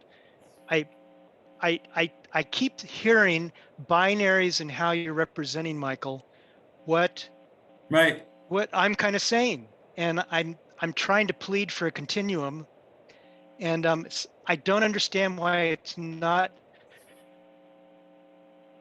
Yeah, I do understand in terms of Aristotle, that I do, and I'm here because Aristotle has so much to offer. There's no way I want to not be the best logician I can. I mean, it's a new thing for me, but I want to be a good logician. I got to go through Aristotle to do that. There's no question. That is not an ambiguous intention on my part. What is ambiguous, or what is, but it's in service of something that is an end that is not, I can sense, compatible with how things are moving with Aristotle, and how you're representing Aristotle, and how you're talking about what being must be to be being, and all that. And to me, you can say that, and I can acknowledge it. But just like in the 17th century, I'm very curious: is Schmidt going to be successful in claiming that they simply didn't understand being in terms of what Aristotle said? I think that's arguable. I think some of them actually did understand it, and they rejected it because it was oppressive. It was used in human systems, political systems and otherwise, oppressively, and it prevented knowledge from progressing. And that is a specter that I don't know how I can't argue that from within Aristotle, because Aristotle, was the guy. But I don't think it means necessarily that you don't understand Aristotle there, or you would accept him. And that's the only alternative. I think there's also a possibility of rejecting what he conceived of in a larger sense of how human beings really are. Yeah, no, I totally agree. I totally agree. I mean, the whole effort is to comprehend what it is you're supposedly rejecting, and to comprehend whether those rejected in the 16th and 17th century rejected his concept of whether they understood what they were rejecting, or whether they reduced it to something else, right? So as usual, we need the standard, and unfortunately for us, modernity is in its own voice a rejection of Aristotle. So we, in order to determine whether that was a legitimate rejection or not, are forced to study Aristotle. And to study Aristotle not in order to find the weak points, but to find that which his thought is focused on, namely substance or being, and see everything through that. And so that's my goal. And that's that's why I say yes. provocative things, right, to keep people on the ball. But I never misrepresent my stance. I just sharpen it in a particular way to remind people. I mean, and I think this is one of the most fundamental things, right? You cannot be a human being without having an understanding of knowledge, of what's good, of what's useful, of what's fundamental, of what's derivative, of what's first and what's later, or of mind, right? These words, these concepts are common to every culture. And so and since we have our understanding of all of these things, and our understanding works for us, we assume we have the correct understanding. And so to encounter Aristotle's different understanding is to encounter something wrong, because we know we're right about this stuff because it works. And so trying to reduce the, trying to challenge that assumption that just because we have an operative understanding of all of these most fundamental things, the most fundamental things about what is or being, doesn't mean we have a clear one, and it doesn't mean we have a legitimate one. And secondly is we've acquired these most fundamental things just in virtue of being human beings. We haven't actually sat down and thought about them very much. And we want to defend them because we want to defend certain practices that we advocate in our lives. And to have them challenged is to somehow take away the legitimacy of those practices. I don't necessarily think that's true. I don't think that follows. But we do need to loosen our grip on our understanding of these most fundamental things in order to allow them to be brought into question. And to be brought into question is to start thinking about them explicitly. And you can't think about them explicitly by reading somebody that agrees with you in all things. You need to go to the strongest opponents. And since the modernity thought that it defines itself as the rejection of Aristotle, Aristotle is obviously their strongest opponent because they define themselves in the rejection of his thought. So he is in a privileged place to open our own fundamental understanding of being up to our own scrutiny by looking at it from his perspective. Well, we got to get to his perspective first. So I look at this as very, very dialectical, and I don't want anybody to think that that I reject you or your thought if it's not just a mere repetition of Aristotle. That would be terrible. I don't want anybody to repeat Aristotle. I just want people to understand him. Yeah, well, I mean, part of what makes this meetup great, and this is my favorite philosophy meetup, by the way, by far, including my own, by the way, which I stopped doing, oh, God, which I was co-hosting. So that's high praise. And I think part of what makes it great is that Michael has a strong view on Aristotle. It's not that sort of a wishy-washy, we can sort of slosh in this direction, or our thinking can slosh off in that direction. Okay, so that's what makes this great. But that being said, I gotta say, I very much want to understand Aristotle in his own terms, and I have tried to do that over the last 30 years or so. But that doesn't mean I agree with it. Like, there's a difference between trying to understand. Yeah, and I would like to. I haven't managed to get anybody interested in this. I'm going to try one more time, and then I'm going to stop. This idea of when it's appropriate to ask modern questions of the Greeks. So let me try this again. So Heidegger had this idea of sort of like an inquiry that shelters the Greeks. I don't remember exactly how he said it. And this is appropriate for the pre-Socratics, right? We have so little information on the pre-Socratics. You can kind of think of it like an ember that's almost about to go out, and you kind of have to blow on it and put some grass around it and really try to bring it back to life. So when you're reading Heraclitus or Parmenides, they kind of need to be sheltered. I mean, it's easy to ridicule Parmenides and his language, right? But Aristotle, we have about a third apparently of what Aristotle wrote. So I want to make a distinction here. Like, for me to go back and ask Archimedes what he thought about chaos theory in mathematics would be completely unfair. He's completely unprepared for that. It's completely out of the Greek context. But for me to go to Socrates and say, hey, Socrates, you're always assuming that definitions come in sets of necessary and sufficient conditions. Well, I've read this guy called Wittgenstein who thinks that, ostensive definitions are all there is.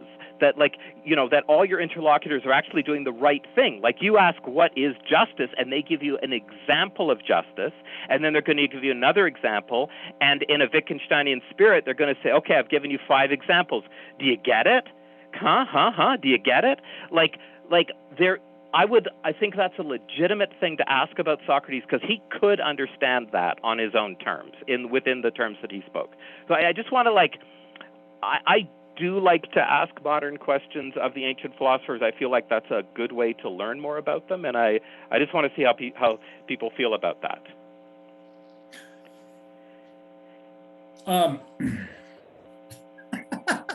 I think I don't love it, but Yeah, okay, I'll I know. accept I'm it. sorry.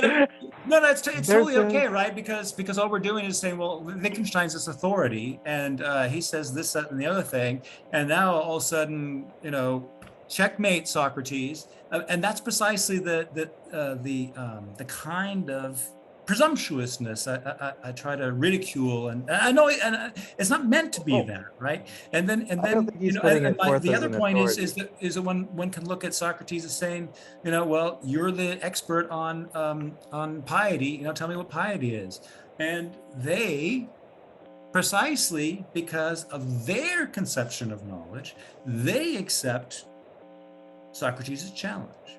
And it's and maybe part of Socrates, and this is just something to think about, maybe part of Socrates' insistence on, as you say, necessary and sufficient conditions, is to show that knowledge is precisely not like that. But people are very unclear about knowledge, and so they just buy into it, and then they fail on their own understanding of what knowledge is. They do not know that they do not know. That, I think, is what's going on in the way in which Socrates, he would never say that a definition must be, have necessary and sufficient conditions or anything. We're imputing that to him because of he asks a question in a certain way, and somebody accepts the challenge as that's right. If I am a knower, I should be able to answer that. That shows that the interlocutor is working with a conception of knowledge that Socrates has put his finger on, and they will fail. And that is interesting because that shows up that they do not know that they do not know. And so that is a little piece of enlightenment. Okay, I would not present it to Socrates as there's an authority figure called Wittgenstein, and this authority figure says this, so there. I would not present it that way. I would present a Wittgensteinian argument, which I realize is its own distinctive, strange thing. But I would say to Socrates, all right, Socrates, you have been going around in the Agora for decades now, and you have been asking the same question. Mm-hmm. And nobody can give you a definition that captures all cases and gives you no false cases. So you can't. Nobody's ever been able to give you a definition that has no false positives, no false negatives. You yourself can't give a definition of anything of any importance. Maybe it's time to change your question. And there are, for example, when you're teaching a child, you might say, here, child says, what's a dog? And you say, well, that's an example of a dog, and that's an example of a dog, and that's an example of a dog. Do you get it? And amazingly, the child more or less does, right? And so I would present a Wittgenstein-inflected argument to Socrates. And I think he could understand that on his own terms within the context in which he thought, whereas Archimedes could not understand my questions about chaos theory. I wouldn't ask them. It wouldn't be fair. It's just not on the table. I think there's a danger, at least in, so that there are different spirits in which you can bring modern questions to the ancients. And one of the difficulties is that if you don't understand how the ancients think, what you get reflected back at yourself is your own assumptions about them instead of what their actual understanding would have been. That is a slippery slope. Yeah. Yeah. But yeah, and I think, and I think that's good. And I'm just going to, in a extending an olive branch, you should be able to ask modern questions, and then the discussion of the group will determine, how legitimate it is. I think that's totally open to discussion, and it's very important that modern questions stem from modern assumptions that are not shared by the Greeks. And Yeah, Can I also just put in a word for humans? I can only approach this in what I've been equipped to approach anything with. Exactly. And I was heartened to learn in our early readings that Aristotle seemed to accept that Right. as starting points. Exactly. He goes, well, what are people talking about these days? So I just want to do this as a counterpoint to what is also being said, is that we can't begin anywhere else. This is a bit of a not academic dilemma. It's to me a completely human issue that we have to accept, each of us where we are. Right. We have to bring to the table what we have to eat, and I can't begin anywhere else. So to me, there's a lot of idealization going on. If you're going to suggest that you have to learn Aristotle before you can bring a modern question to it, it just seems so unrealistic. And that's living in a reified world that is part of the problem that I'm hoping to find some understanding of. I I didn't can say just, that you had to learn Aristotle before you can bring a modern question. I just said that one of the problems that can arise if you ask the question in the wrong spirit is you create a straw man, and the straw man answers you. And you So said there it are very well, good and Tyler. bad ways to You bring did. questions. Yep. That's and I another would part of it. fully agree that we have to be on the lookout for that.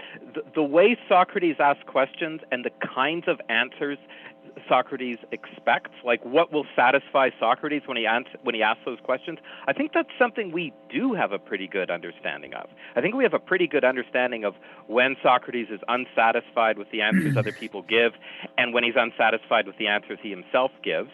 And I think it's legitimate to say, well, maybe Socrates, it's time to ask a different question, or have a different sense of what would count as a definition. Yeah. Yeah, no, that's fair. That's fair, right? But yeah, okay, yeah.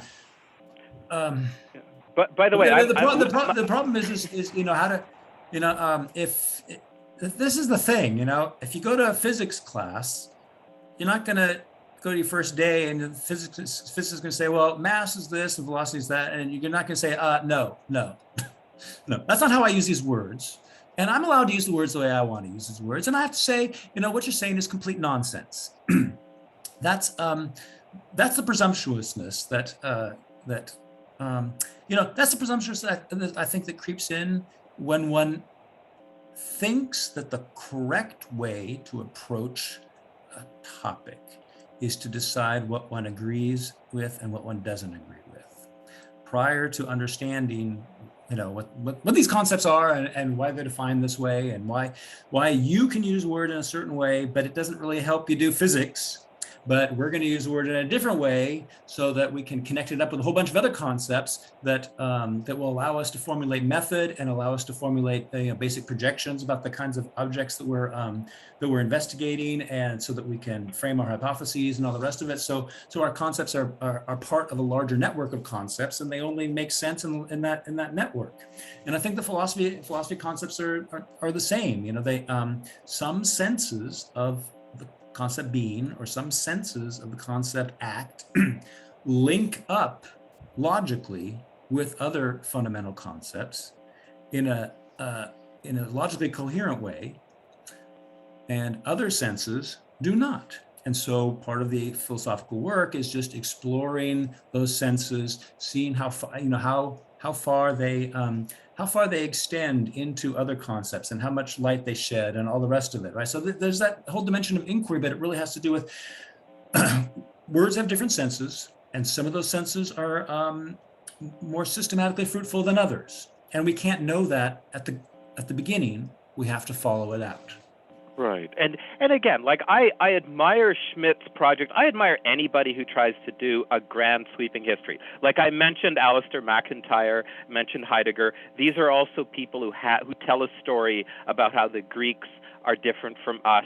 And in both cases, it's sort of or all three, it's sort of like a narrative of decline and fall, right? It's like a narrative of things got worse, and because of what the philosophers in question are doing, things can get better, right? We can get a better, like certainly in MacIntyre, he thinks ethics is just a disaster right now because we lost touch with Aristotle. And by the way, within math, my area of specialization is set theory. Nobody's ever called me practical before, so I take that as a high compliment. I appreciate that very much. Like most people would call my interests highly, highly theoretical, right? Yeah. And that's yet another way of using the word. Like within physics, people use math within physics in ways that make me groan. I can't stand the way that physicists use math. Yeah. Like, and I almost want them to be forced to use a different word. Like, that's not math. That's just vague grunting and scratching on a paper, like, so, like, right. And I do think that this is something that modernity, if you want to call it that, has taught us, is that you can get an awful lot done without worrying too much about the words, right? Like I mentioned how Linnaeus and Aristotle and Darwin, they could all go out and be botanists together because Aristotle was a biologist as well as as much as he was anything else, right? He was many things, but he was an absolutely first-rate biologist. And he had he used to spend a lot of time asking fishermen, because at that time in ancient Greece, there were specialized people who would do deep-sea diving, and they could hold their breath, and they did not have a high life expectancy, but they could do it better than anybody. And Aristotle was deprived of observation, right? So he was saying, like, okay, when you go past the sponges, do you think they notice you? Do you think they can recognize you when you go past? Do they change their behavior? Like, so, Aristotle was in a very modern situation there where he wanted to know something, and it was just unavailable to him because he didn't have the lung capacity, because he hadn't been doing that activity his whole life, right? I admire these grand narratives like Schmidt is doing, where you've got like fundamentally different ways of thinking, and we should respect that. Like, we shouldn't just nitpick at Schmidt, but all the same, there is some overlap, right? Aristotle sounds awfully modern in that moment. Like when he wants to know something and he doesn't have the right measuring instrument. Like, he's got to rely on that fisherman who's got the big lung capacity and can actually get down there. That fisherman is Aristotle's microscope, effectively. I just need to, because I am a nitpicker, I'm gonna just pick a certain nit, right? You change the meaning of modernity here. He seems modern because he does inquiry. Well, inquiry is not a provenance of modernity, but thinking about knowledge in a particular way. At least that's Schmidt's point. Thinking about knowledge in a particular way is very different than the way the Greeks did it, and that's quintessentially modern. And that's why you have, Scotus and Occam, and just let me go on, and Descartes, and Locke, and Berkeley, and the empiricist tradition, and Mill, and logical positivism, and Quine, and I don't know who's representing this kind of this steady stream of exactly the same set of problems, exactly the same kind of external world stuff that is just completely alien to the Greeks, and then this thread of skepticism about knowledge. At least the Greek skeptics were just skeptical about empirical knowledge, but they were never skeptical about like whether their arguments. I want to add one thing. And I'm definitely not limiting inquiry to modernity. It's specifically the modern experience of you want to know something and you can't know it without a measuring instrument, right? So- And so it's specifically that, like the way a microscope would function for me if I was in a biology lab, that's the way that that fisherman functioned for Aristotle. There's a gap between the thing he wants to observe. He just simply can't get down far enough to look at this thing, in much the same way that I just can't make myself small enough to see DNA. So But he I've got to doesn't- have an intermediate device, and the fisherman was, or the deep sea diver was Aristotle's intermediate device, and that seemed like a little tiny, tiny isolated bit of modernity that Aristotle was caught up in. I don't Just think technique. so. So I think it doesn't require Aristotle to move from a philosophy of discrimination into one of representation. He understands well enough what kinds of inquiry particular experiences mediated by sense organs are relevant to. And that is a kind of distinction, but he doesn't understand it through a representational theory, which posits that the senses are somehow receptive to objects which give the knowledge. Yeah, so it's only an element of modernity that Schmidt's critical of, and that I want people to be become more and more aware of and attuned to, and be able to separate it from other aspects of just recent history. Not all of recent history is modern in this sense. So yeah, that's a good distinction to keep in mind. Unfortunately, I'm fading, and so I'm going to bid everybody adieu. But Clark expressed my sentiments exactly. Philip did too. I love these conversations. They need to happen, and I love them to happen towards the end. So if we can do, if we can do, For sure. Just like Aristotle, like give him center stage, and then we give us center stage in the free for all. I think it's perfect. Yeah. So and I would never structurally- raise these. Next week, I would never raise these kinds of concerns. I get it that is sacrosanct for another purpose. I get that. Yeah, and if structurally that is acknowledged, if that's announced, then the likelihood of it happening where you bring up the end at the beginning, so to speak, won't happen as much, because you know there's going to be a place for that concern. So just clarifying that helps. And also, Michael, I wanted to say you're in charge of the recording of this. Oh, right. Yeah, thank you. Do you have a computer that can take 3 hours of video and audio memory? Yeah, just a sec. Because I saved. Wait, I can't. I wonder if it turned itself. Oh, here, stop recording. Yeah, thank you. I have absolutely no idea. I stored it to the cloud. It's Bo's. Oh, good. It's in the cloud. Okay, it's not on your computer. Yeah, and then you just send it to Bo, right? Yeah. So when I'm logged in as him, which I am now, he gets it. So exactly. Good. Well, that's thank right, you for that's doing right. that. So last time. Nobody, please. I want to sneak in one last thing. I think we're all opposed to relativism. I think this is something we all share here. And that might be an interesting way of coordinating our conversations. Like, what is the best way to uphold an opposition to relativism? No, that's a good insight, Philip. That's a good, but of course, we're going to have different accounts of what relativism is. So that would have to be clarified as well.